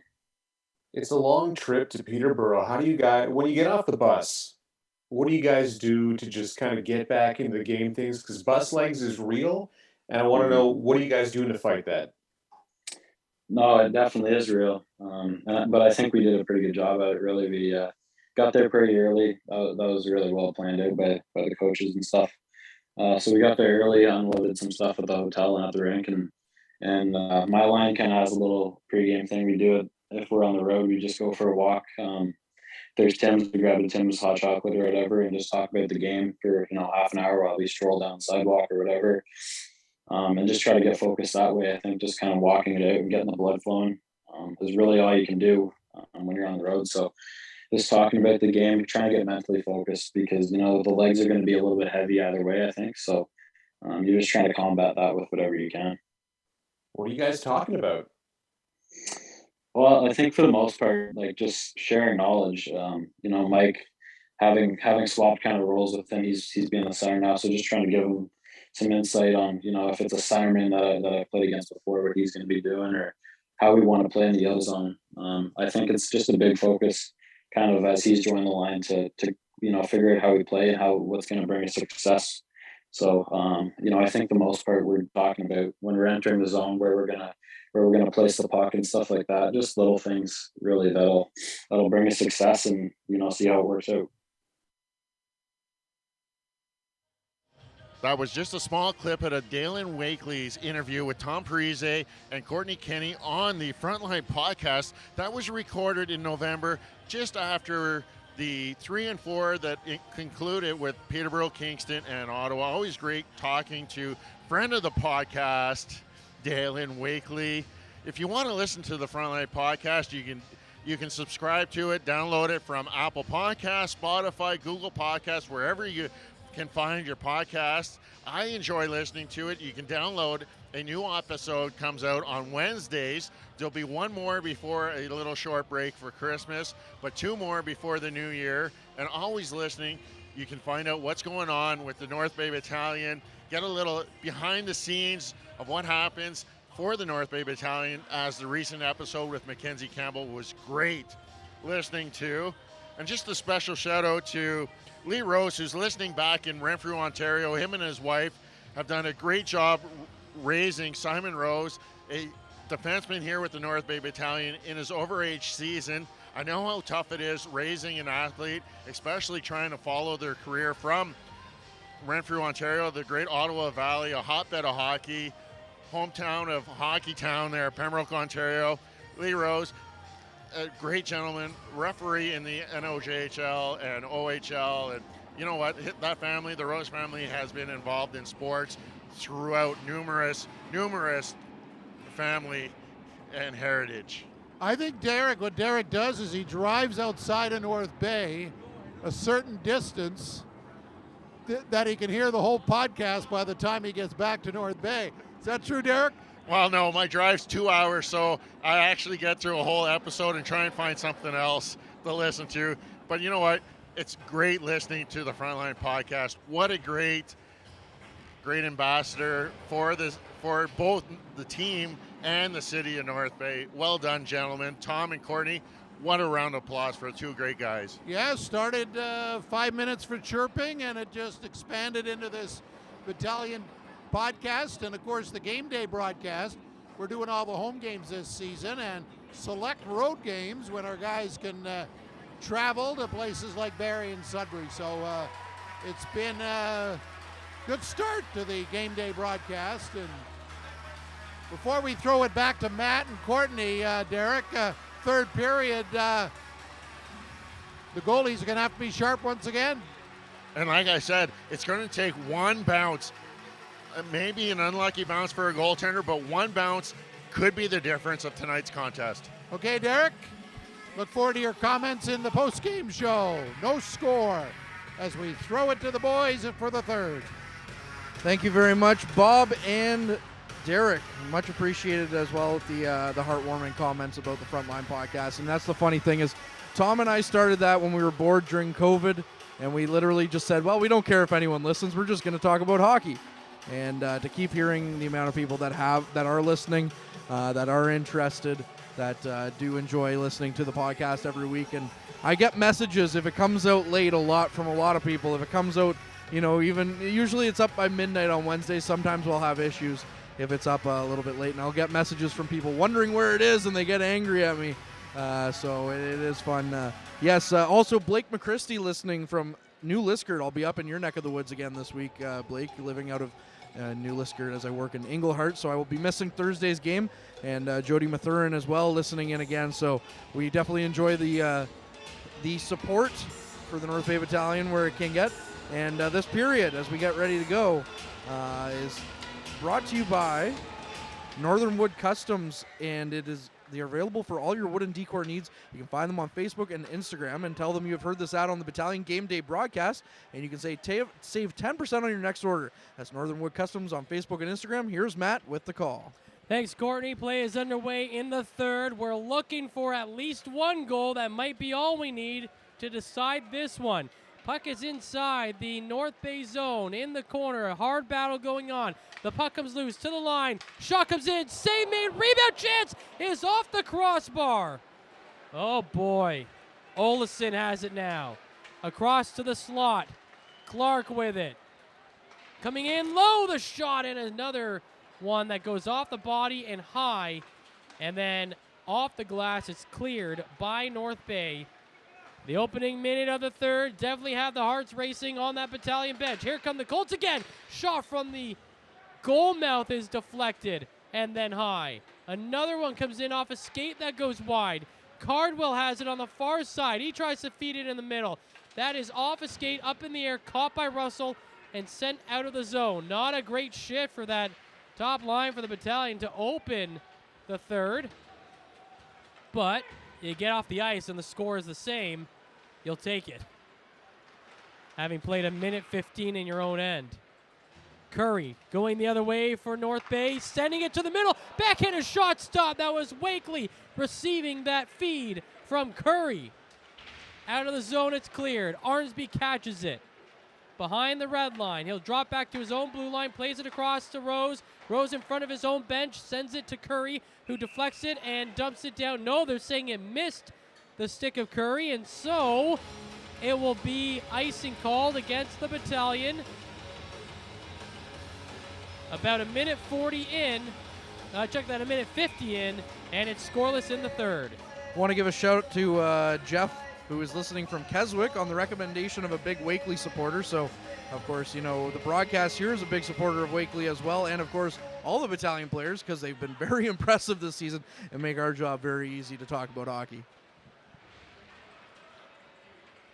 That's been one of the fun things about having the broadcast on YouTube this year is the interaction with the fans. So tell us what you think about not just the broadcast, but about the game. And if you have questions, we'll also answer them as we go along, and send us anything you'd like us to talk about in the postgame show as well. Here come the Colts. Frasca to the net, plays it in front, turned away. Curry has it in the corner. There's a hard hit. Lucan delivers, and the puck is now on the stick of Podolou from behind the net. He comes down the right wing side over the blue line. Podolou trying to get in the zone. He gets pushed at the line and lost control of the puck. Del Monte goes the other way for the Colts. He's knocked off the puck by Govro. He goes behind his own net. Now he sends it out to the neutral zone. Van Steensel deflects it, and it's into the Colts end. Behind the net, the Colts have control. Now they turn it over. Van Steensel is there looking for some support. Can't find anybody as Brant Clark takes the puck away from him and sends it out to the neutral zone. It's Govro with it. He dumps it in over the blue line, and that line will change for North Bay. 3 minutes into the third. No score as the Colts will bring it back over their own blue line. Clark down the left wing side. Gets around one defender. Goes to the middle. The pass across is blocked by Kennedy. And he gets it up to the blue line to Outwater, who now finds Romani in the middle. He goes over the blue line, stops at the circle, and now dumps it along the end boards. It's picked up back there by the captain, Clark. He sends it across the right side, and coming through the neutral zone is Jelsma, but then he goes a step offside, and that will blow the play down. 3:30 in, no score in the third. One thing I want to point out for this Battalion team is they've been playing their way through some injuries lately. Jackson's out, Mathurin's out, Christopoulos is out, so we've seen a lot of call-ups from the Voodoos in Tatarenko, McQueen Spence. We've seen Govro getting more minutes because of the injuries, and now we're seeing Kennedy make his debut. And so far, none of them look out of place in the OHL for the North Bay Battalion. No, they've earned the ice time that head coach Ryan Olhan has given them, and as you said, they have not looked out of place. Playback underway. The puck is inside the North Bay zone. Olesen trying to carry it around the net. He gets knocked off the puck. Coe finds it, but then Coe turns it over. Coming down the right wing, Verling. He tries to play it to the middle, but that's blocked. Verling gets it back on the half boards in the North Bay zone. He plays it into the corner. Knocked off the puck by Nelson, and he fires it around to the far side boards. Picked up there by Brandon Coe. Coe racing down the right wing side, over the blue line to the middle, back across to Petrov, and he cannot get the last touch on it as it's poked away by the goaltender Guzda. Coe, who had his 14-game point streak snapped, looking to get back on the score sheet in this one. Here comes Cardwell down the ice. His shot is blocked by DiVincentis, and he'll hold on to it for a stoppage in play. Courtney, the opening period was pretty rough. There were 5 penalties called combined. In the second, there was just the one on Govro at 2:16. And since then, it's just been back and forth open play. No penalties called. So you can imagine the next one is going to have a big impact on the game. Yeah, you'd have to think so too. And if it comes, depending on where it comes later on, it might be a bad time for either team. I mean, it'll be a bad time regardless for either team. If you're going to take a penalty, it's going to have a bad time. Okay. Here comes Curry down the right wing. Sends it into the corner. Wakely there. This is Nora. Some days she's... Playback underway. Sorry for that technical glitch there. It's out to the neutral zone. Coming in is Del Monte. Del Monte to the middle. Steered away by Lucan. Lucan picks it up on the half boards, trying to get it out of the zone. Someone's lost their stick. It's in the middle of the zone. Lucan finds the puck, or check that Curry finds it. He gets it out to Wakely. Wakely coming down the right wing side, and he goes into the corner in the Barrie zone. Sent around on the near side boards. Govro back in the corner for Wakely. Couldn't handle the pass. It's taken away by the Colts, and they get it out to the neutral zone. Del Monte dumps it in.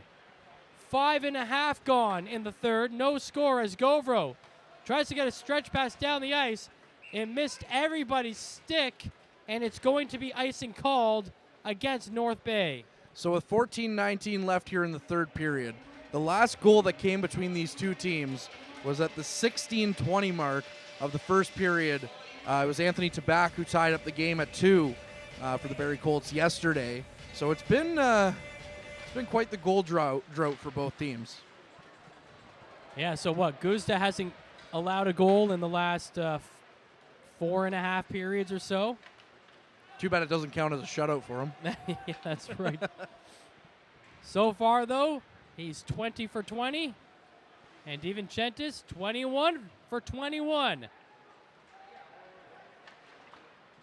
6 minutes gone in the third. Sema carrying the puck down the right wing side. He falls awkwardly, lost control of the puck, and now the Colts send it back down the other way.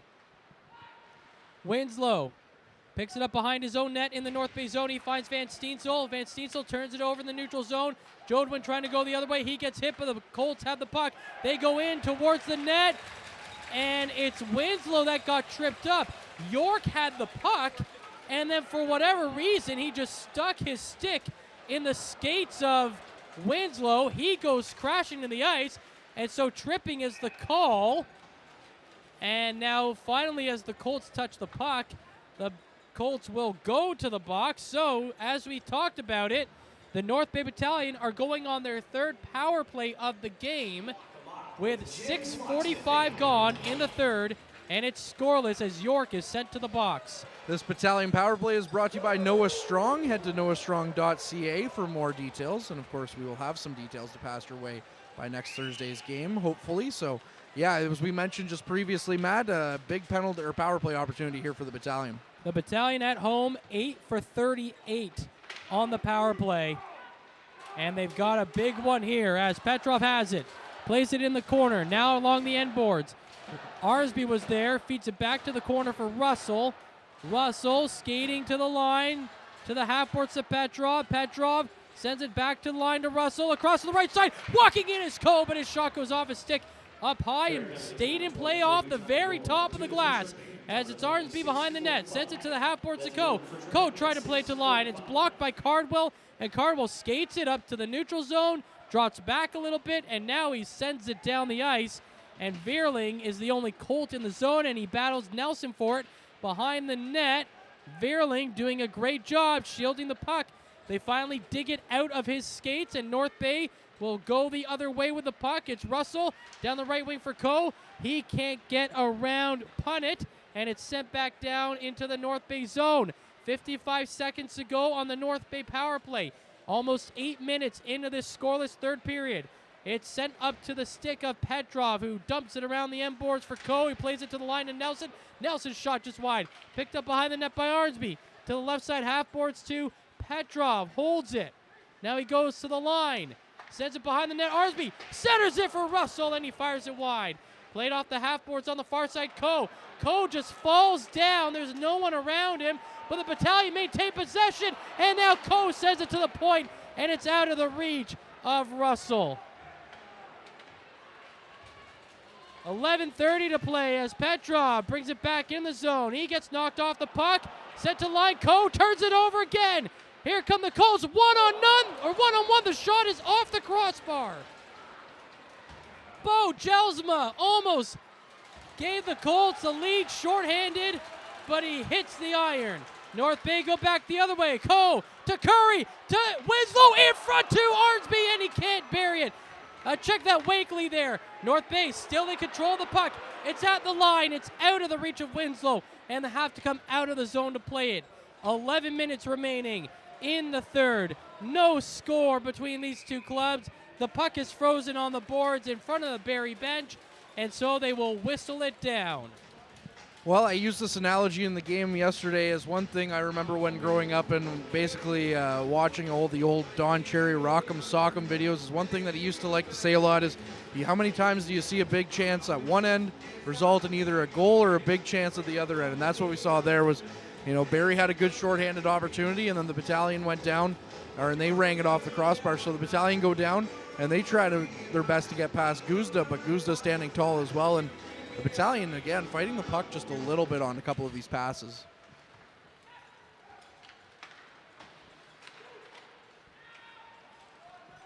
Playback underway. It's Govro with the puck inside the North Bay zone. He gets up to the half boards and dumps it down. It's in the corner. The Colts control it. They get it out of the zone. Through the skates of Matthews into the North Bay end. Govro gets to the puck first for the Battalion. He sends it down the right wing for Arnsby. A cross-zone pass to Outwater. Coming in on the left side. The shot right into the midsection of Guzda. And he holds on to it for another stoppage and play. 22 shots apiece. No score. 10-18 to go in regulation. Man, we talk about rookies this year and with the double cohort, and you can put Ty Nelson and Wakely and all those guys in the rookie category. When you look at Owen Outwater, who is indeed, in fact, a true blue first-year OHL player, as he was just drafted in June in the priority selection, he's got quite the shot for a young man. It'll be interesting to watch that shot develop over his career in North Bay. 10-15 to play as the Colts win the draw. They get it out of the zone. Clark coming down the left wing side. Stops at the half boards. Lost his footing, and the Battalion have a chance to get the puck out of the zone here, but Clark doing a good job to shield it. A couple of stick checks back and forth, and the puck ends up rolling along the end boards. It gets up to the blue line for Petrov. Petrov clears the zone on the pass to Coe. Coe skates across the red line, finds Petrov coming in on the left side. Petrov goes behind the net, looking to center it. It goes to the point to Winslow. Winslow to the left side to Coe. Coe across zone, pass to Nelson walking in. Nelson takes a shot, deflected just wide of the net. Coe gets it, walks back to the middle, goes to the corner, sends it to the point to Winslow. Across to the right side, Nelson in the middle. It's off the stick of Petrov and controlled by Cardwell of the Colts, and he dumps it down the ice. Icing waved off, but the Battalion get the puck up to the blue line. The Colts quickly in the zone, get it back in the corner. Cardwell digging away at it as Winslow was knocked down on top of it. They get it away from that area to the line. Akey keeps it in the zone. He fires it wide of the net. Picked up by Nelson, who clears it to the neutral zone. Almost got it on the stick of Russell, but Akey breaks up the play. He gets it to Olsen. Draw pass to Cardwell, the shot, and it's a save made by DiVincentis. 8:53 to play in the third. No score. Let's check in with Bob. Fans on the edge of their seats in this third period, both ways. Barrie coming on a crossbar and a goal post from taking the lead, and North Bay with some slick passing, almost scoring. And we'll have the post-game show, of course, coming up whenever this ends, and we'll talk to Battalion head coach Ryan Olahan, and we may even offer up a Grey Cup pick or two. North Bay's Mike O'Shea, of course, and his Winnipeg Blue Bombers play Hamilton in Hamilton at about 6 o'clock tonight. So lots to talk about in our post-game show, boys. Thank you very much, Bob. And because I won't be here, as the attendance is announced at 2,681. Great. Those numbers are definitely steadily going up, and we hope to see it, reach those lofty heights of 3,000 like it used to. But my Grey Cup pick, Toronto Argonauts. No, I know they're not in the game, Bob. Not today, Courtney. They're not in the game. But no, it'll be an interesting one. The Grey Cup's always a fun game to watch for sure. I always enjoy watching the Grey Cup, and I'm not a big huge football fan myself, but the Grey Cup is always a fun time.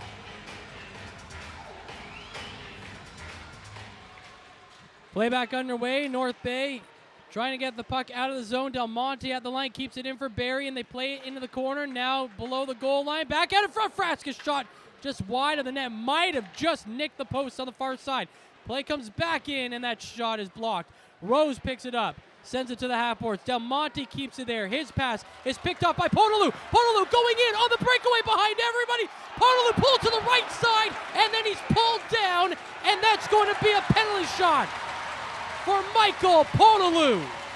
What a great effort by Podolou going in to result in that penalty shot here. Now he's going to come in one-on-one on Guzda, and you know what? Podolou has scored a penalty shot against these very same Barrie Colts. Of course, it wasn't Guzda and net on that one. Derek and I talked about it a little bit in the game yesterday where he just kind of came into the top of the circle and let the puck go, and no one thought it was going to go in, but he's got a sneaky good shot, so here we go. But penalty shot to be taken by number 10, Michael Podolou.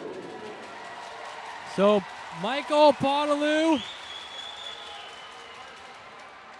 for the penalty shot to give the Battalion the lead. Starts wide, now goes to the middle, backhand forehand, and he gets denied by the goaltender Guzda. Well, unfortunate result there for the North Bay Battalion, but man, oh man, that speed from Podolou, I mean, just to earn himself a penalty shot, that was something else. It was indeed, and again, you almost thought that he was just going to take the shot like he did the last time, but he also went up against Guzda in yesterday's game during the shootout as the Battalion sent him out as their second shooter.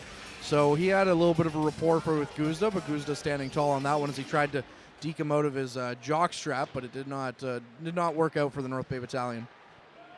8:20 to play in the third. No score yet. These teams were tied at 2 after the first period in Barrie last night. They've been scoreless through 3 periods here tonight in North Bay. Here comes Coe, down the ice, goes to the middle. He gets pulled down. Petrov finds the puck, centers it. Nobody on the doorstep, though, for the Battalion. But the tripping call coming up against the Colts. Man, oh man, the Battalion had an early power play in this period. They get a penalty shot. And now they're going to get their 4th power play of the game.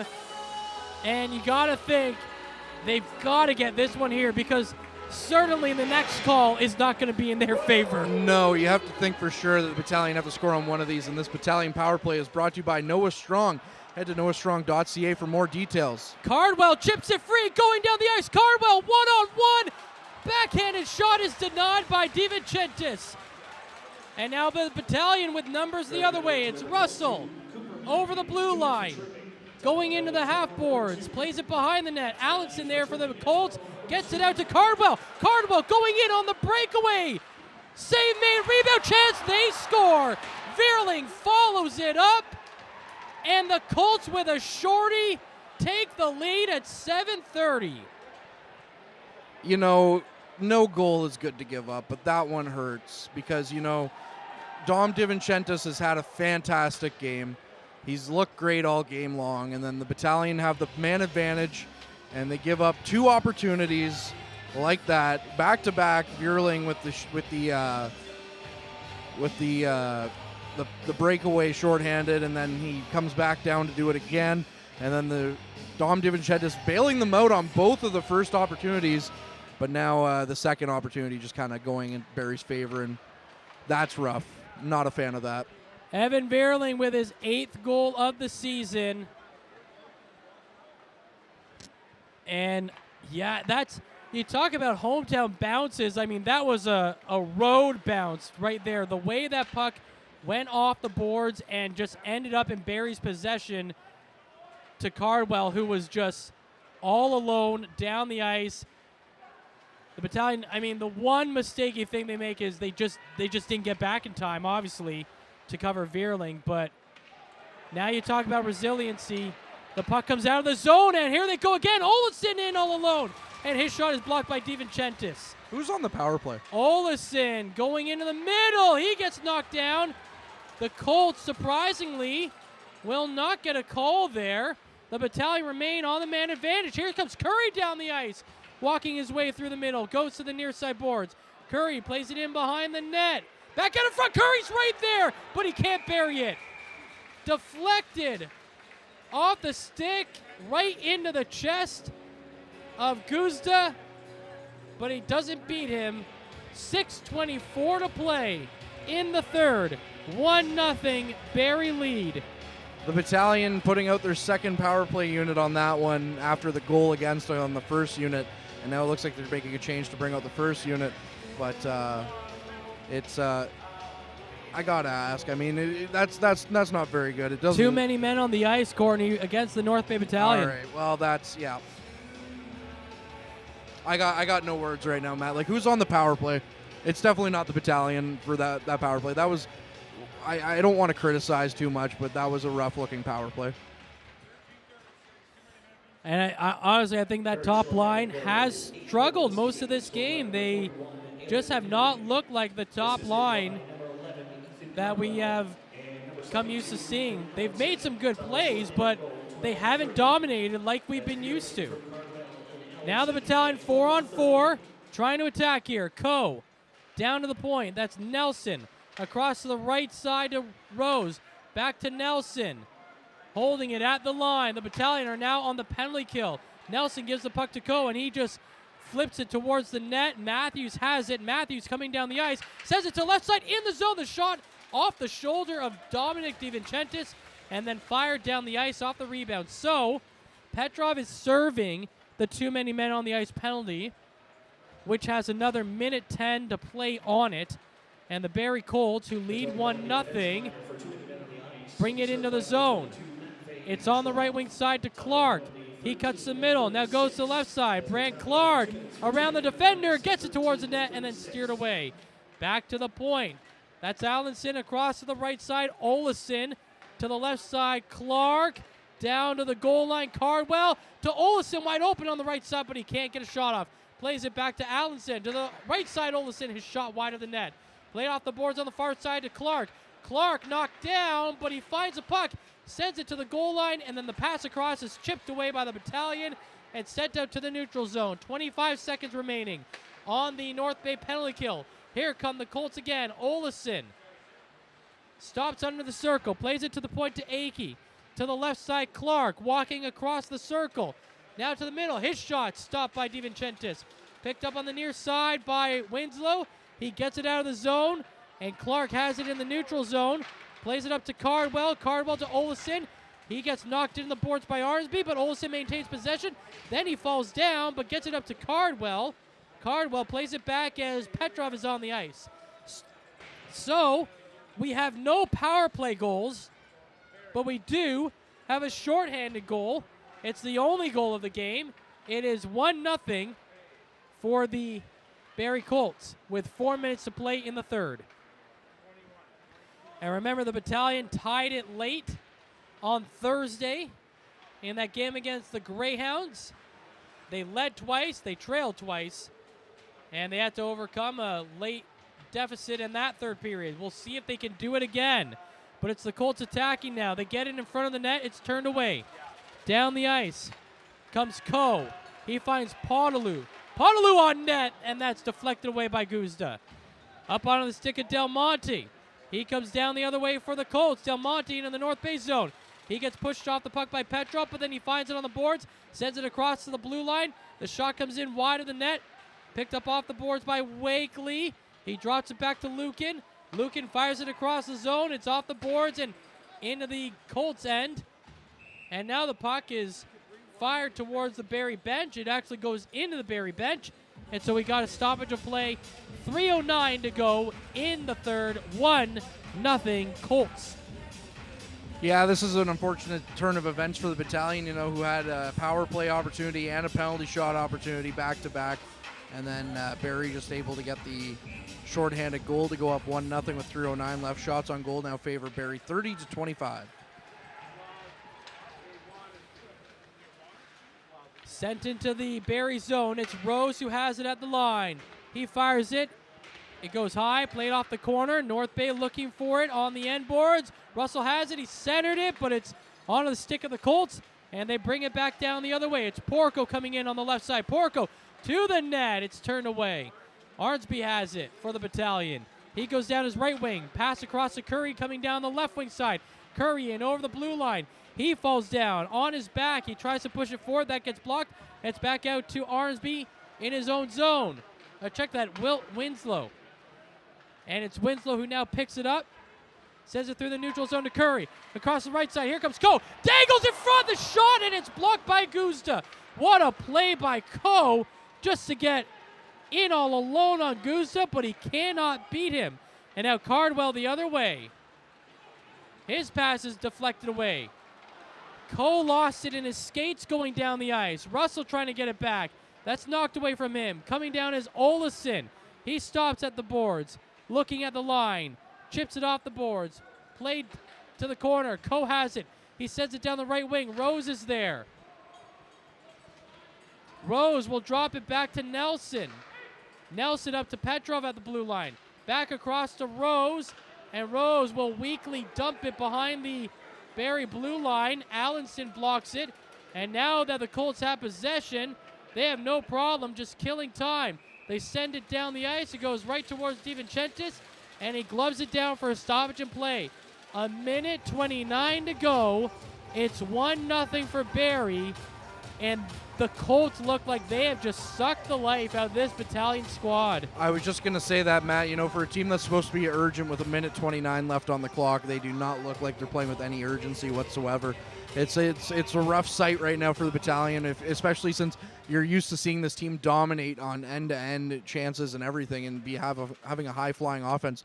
And this is where the secondary scoring needs to pick up. If that top line's not going, you need some secondary scoring from your other lines. And the Battalion just haven't seen it lately. And we have a timeout here, I believe, to the Battalion.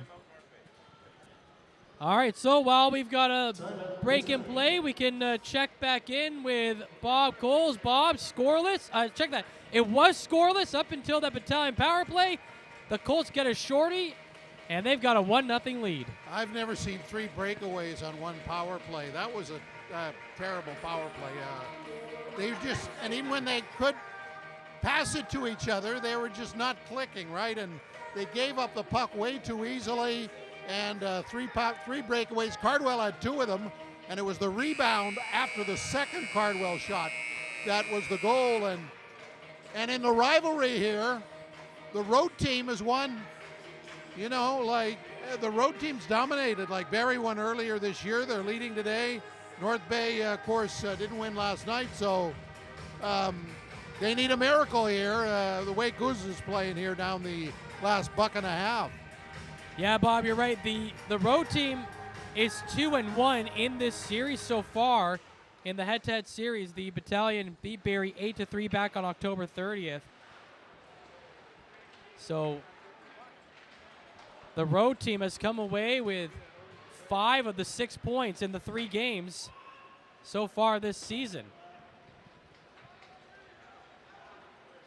So we've got play underway here. Nelson gets the puck out of the zone, gets around one defender, but can't beat the last guy. And that forces a turnover, and the Colts send it back down into the North Bay zone. Winslow tripped himself up as he was trying to go around his net, so DiVincentis just decides to cover up the puck. And so with 55 seconds remaining in the third, it's a 1-0 Barrie lead, and North Bay will need a win a faceoff and get it down the ice. So we talked about the last goal before that shorthanded goal was scored was by Anthony Tabak at the 16:20 mark. Well, a minute before that was the last Battalion goal. Matvey Petrov at 15:15 mark for the Battalion in last night's game in Barrie. The Battalion win the draw, but they can't clear. Winslow sent deep into his own zone with 46 seconds remaining. He passes to Nelson. Nelson sends it down the ice out of the zone for Winslow. Winslow, they're still not getting the puck deep enough to get the goaltender out of the net. Sent all the way down the ice, and DiVincentis will have to play it. He was looking to get an outlet pass to Winslow, never had a chance as Vierling was just blocking him on the doorstep, and now the Battalion will have to win another draw. 26 seconds remaining, and right now the Colts are putting on a clinic really on how to kill time when you're up by just a goal in the dying moments of a game. North Bay get the puck out this time, and North Bay are going to draw a penalty again. Cardwell trips up Petrov, and so the faceoff will go into the Barrie zone. DiVincentis will leave his net, and the Battalion will have a 6-on-4 with 19 seconds remaining in this game with the Colts up 1-0. Well, if you're having struggles getting it into the offensive zone, you might as well just take a penalty, and then it'll take it right down there for you. This Battalion Power Play is brought to you by Noah Strong. You can head to noahstrong.ca for more details. Arnsby to take the draw, and he wins it back. Drops it to line. Russell to the left side to Petrov, and the shot is blocked and goes wide. It's sent down the ice, and remember, there won't be icing called because they are on the power play. So touching the puck quickly is Nelson with 5 seconds to go. He chips it out to Curry. Curry can't get it, and this game is over. The Barrie Colts come in North Bay. They take 2 points thanks to a shorthanded goal. Nothing given 5-on-5, but the Colts will take both points back down the highway. And you can see on the bench right now, the entire team has gone over to DiVincentis before going in the locker room and giving him props, saying, hey, man, we definitely owe you on that one. Dom DiVincentis will drop his record to 3-6-0-0, but he certainly deserves a lot more than that outcome after he makes 29 saves in a losing effort. Absolutely rough way for Dom DiVincentis to go. He's had a great start to his OHL career and should hang his head very high. He has not been the reason why his team has been out of any of these games. He had one rough game in the Sioux, and that would be about it. And just before I head off the broadcast to go and talk to Ryan Houlihan post-game, it's the end of period 3, and that period of Battalion Hockey was brought to you by Northern Wood Customs, available for all your wooden decor needs. Find them on Facebook and Instagram and tell them you heard this ad on the Battalion Game Day broadcast. You can save 10% on your next order. That's Northern Wood Customs on Facebook and Instagram. And that boat does it for our side of things. We'll send it over to Derek and Bob now, who will take you through your post-game show. Okay, yeah, post-game show. We'll just duck in some other scores. Erie 4, Sarnia 3. Game has just ended. Kingston up 5-2 on Mississauga. So if that holds up, Kingston will be tops in the East by 2 points over the Battalion as they lose 1-0. Announcing the stars, Dominic DiVincentis, of course, one of the stars of this one. He was awesome. Sue Sudbury postponed. Matt Guzda, star. And Peterborough Oshawa played tonight. So Guzda is the #1 star in this one. The shots overall were 30-26 for Barrie. So DiVincentis made 29 saves and 25 in pitching the shutout for Matt Guzda. And the only goal of the game, came in the third period, and that was it. That was Vierling at 12:30 of the third period, a shorthanded goal, and it was the second of 3 breakaways, Derek Lindemann, on that shorthanded scenario. Even after Barrie scored, North Bay had the puck in the zone again, and they gave up another breakaway. And Cardwell got the first breakaway. DiVincentis stopped him. Cardwell got the second breakaway on the same shift. DiVincentis made the save, and then Vierling scored on the rebound. And then later, with still like 25 seconds left on the power play, they got a third breakaway. So I'm sure that's not how the coaches drew that one up. But it was that kind of game. It was going to be one play, one goal, and Barrie got the goal, and Matt Guzda, got it done the rest of the way, and you feel for Dom DiVincentis. But I think the big message here is that #1 line is not going to carry you every night. There are going to be games that they don't produce, and you have to find a way to get a couple of goals, and they didn't do that. Yeah, and I know from hearing the words of Ryan Houlihan earlier is he needs to get secondary scoring, and unfortunately they didn't get any scoring tonight. That's the first time this North Bay Battalion team has been shut out this year.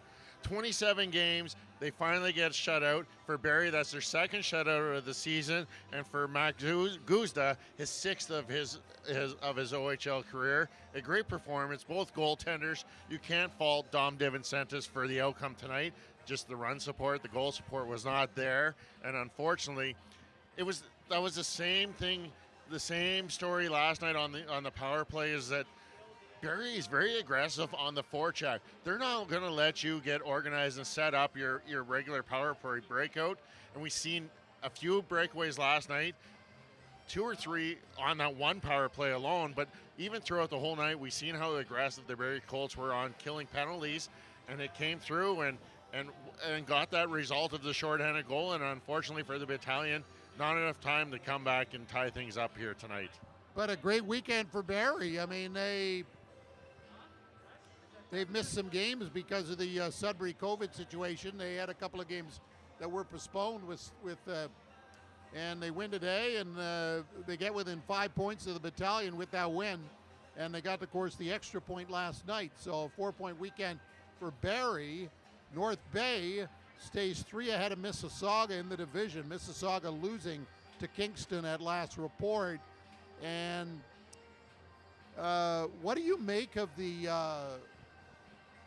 road teams in this series this year? North Bay winning 8-3 in Barrie and losing in a shootout, and Barrie now winning 6-4 and today 1-0 here at Memorial Gardens.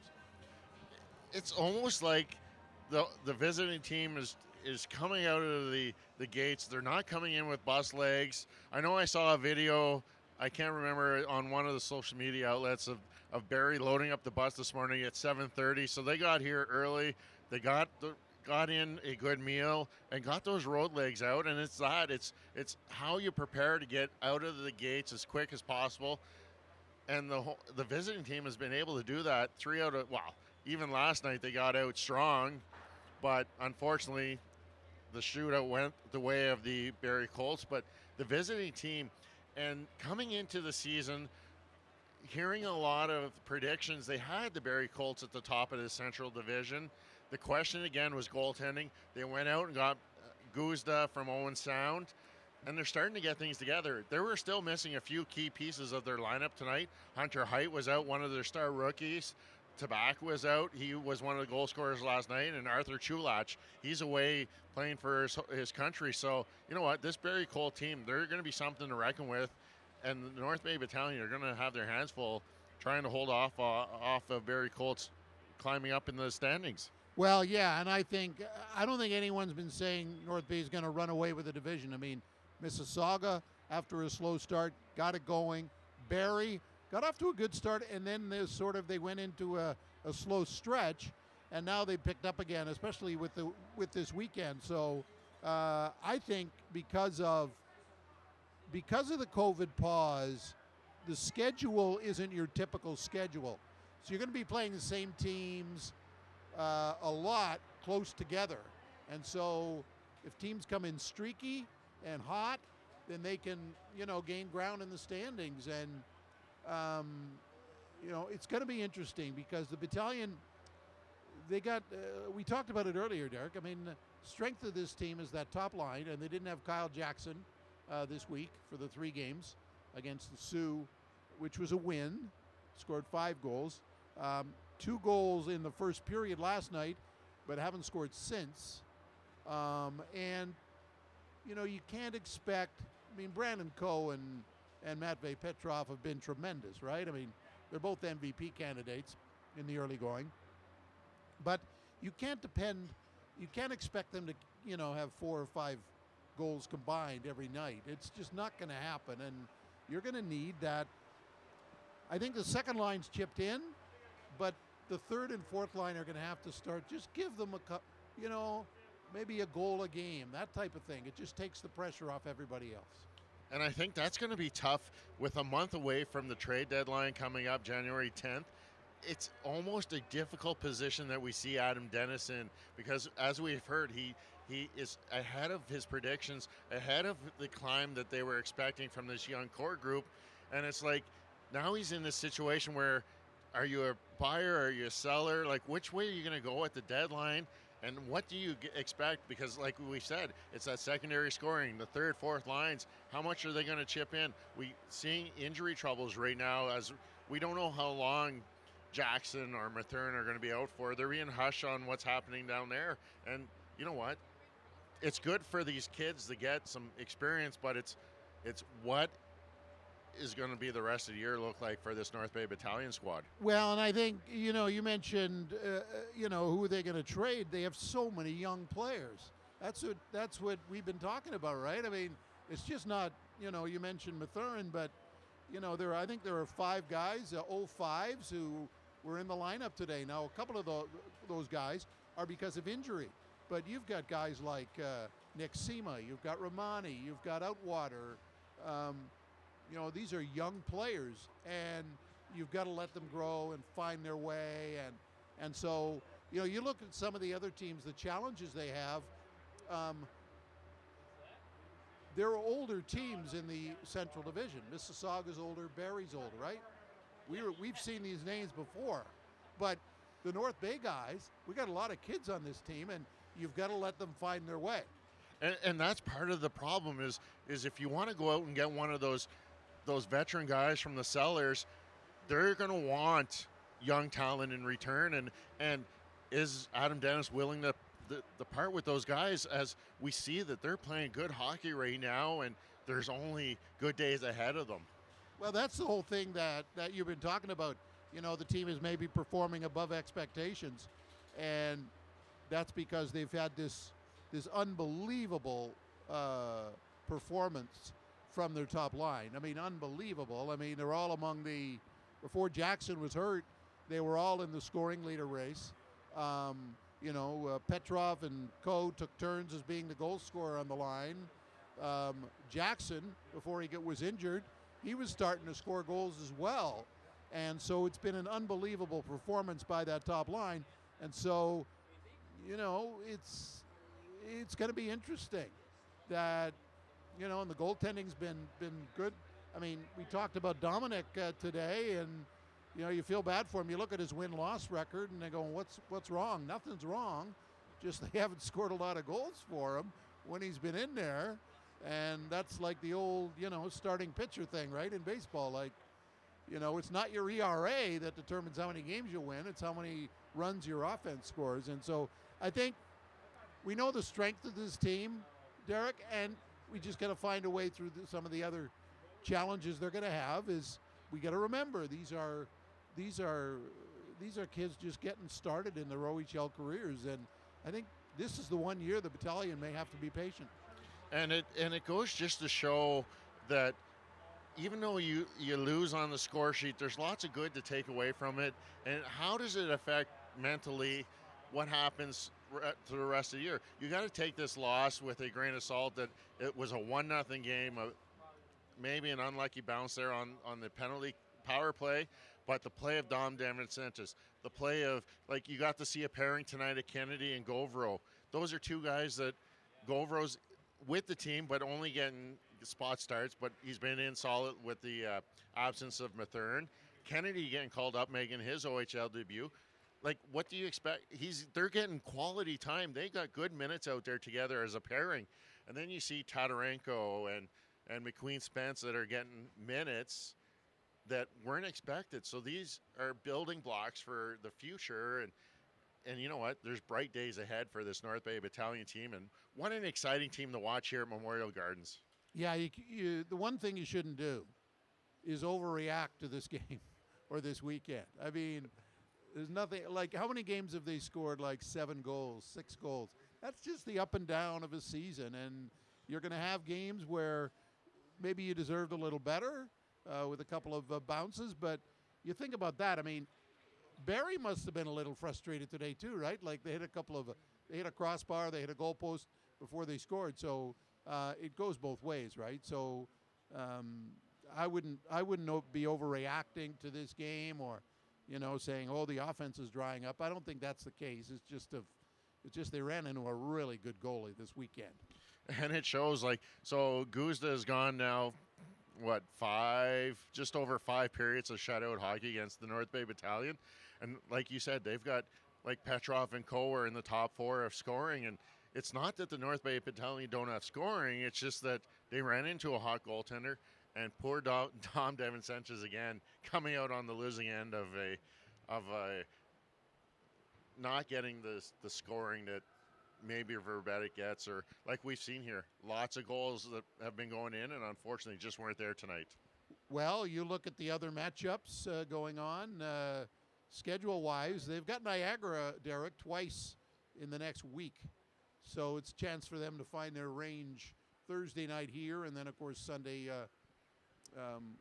night in St. Catharines against Niagara. So schedule-wise, they can forget about this. I understand we have Coach Houlihan. Let's hear that now. All right, Ryan, a bit of a heartbreaker there at the end. Just thoughts on the game? Yeah, it was. I thought our goaltender, Dom, played outstanding today. Give us a chance. And, outside of that, I thought we, just showed a little bit of tiredness. And a lot of times when you're fatigued, it's your mental mind goes first, too, followed by the body. And we just were that kind of team today, we're showed some flashes, but all the way through, not the type of team that we want to be for 60 minutes. What's your message after, losing the way you do on a shorthanded goal like that? What's your message to the guys in the locker room after the game? Well, there's some disappointed guys. There's guys that were on the ice for that particular one. There's guys that missed chances late. There's a goaltender that played outstanding, right? So for the most part, for me, let's brush this off real quick. You get an opportunity to get back at it. That's the beauty of our sport, is that, you play 68 games, so you can't just dwell on one moment, one game. This is a long season, and, we've shown all year that we've been able to get back on the horse, so I expect the same. You touched on it a little bit there, Dom playing out of his mind, really keeping you guys in it and giving you a great chance to win. Just your overall thoughts on his game since he's joined the team here earlier this year. Well, he's just so impressive. He's so impressive the way he can come in a situation like that, prepare himself. He does all the things that it's just consistency just breeds him, and he's a big game, big time goaltender. And you look at his age, I think there's some exciting things that he's going to do in the future. On the topic of Indigenous Youth Day, and a couple of your players, having that heritage and all that stuff. Just your thoughts on all the orange shirts that you saw today in the attendance. I thought it was fantastic. It was a great crowd, energized. Wish we could have scored a couple goals for them today, but proud that we were able to do that and recognize that here today.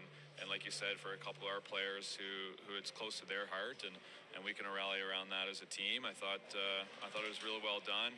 Beautiful ceremony before the game, and nice to see Dallin do the opening face-off as well. All right, thanks, Ryan. Thank you. Okay, that was Coach Ryan Houlihan. Yeah, it was a great idea by the battalion to have Dallin Wakely take part in the opening face-off on Youth Indigenous Day, and unfortunately the battalion couldn't celebrate with a win, but the attendance today was 2,600, and I think the fans who were here, even though the battalion didn't win, they saw enough of this team to want to come back. I mean, I think it was an exciting game. The fans, the building was louder, and the fans were on the edge of their seats. And that's the key to remember, that this is a good, young, exciting team. When you come to watch this team, you're going to get a full 60-minute exciting hockey game. Win or lose, you're going to go home really enjoying watching this young team. You know what? They compete from puck drop to final whistle. There's not much to be said, but what an unbelievable display of hockey talent is on this North Bay Battalion team. And just a wrap comment from you on Coach Houlihan's comments. It's true. It's just goes back to everything we've said. It's the tiredness, playing 3 and 4 again, and it's the toughness of the schedule, playing back to back, trying to get that little advantage of being the home team, but unfortunately, just didn't work out for them. The play of DiVincentis, he's young, he's got a bright future.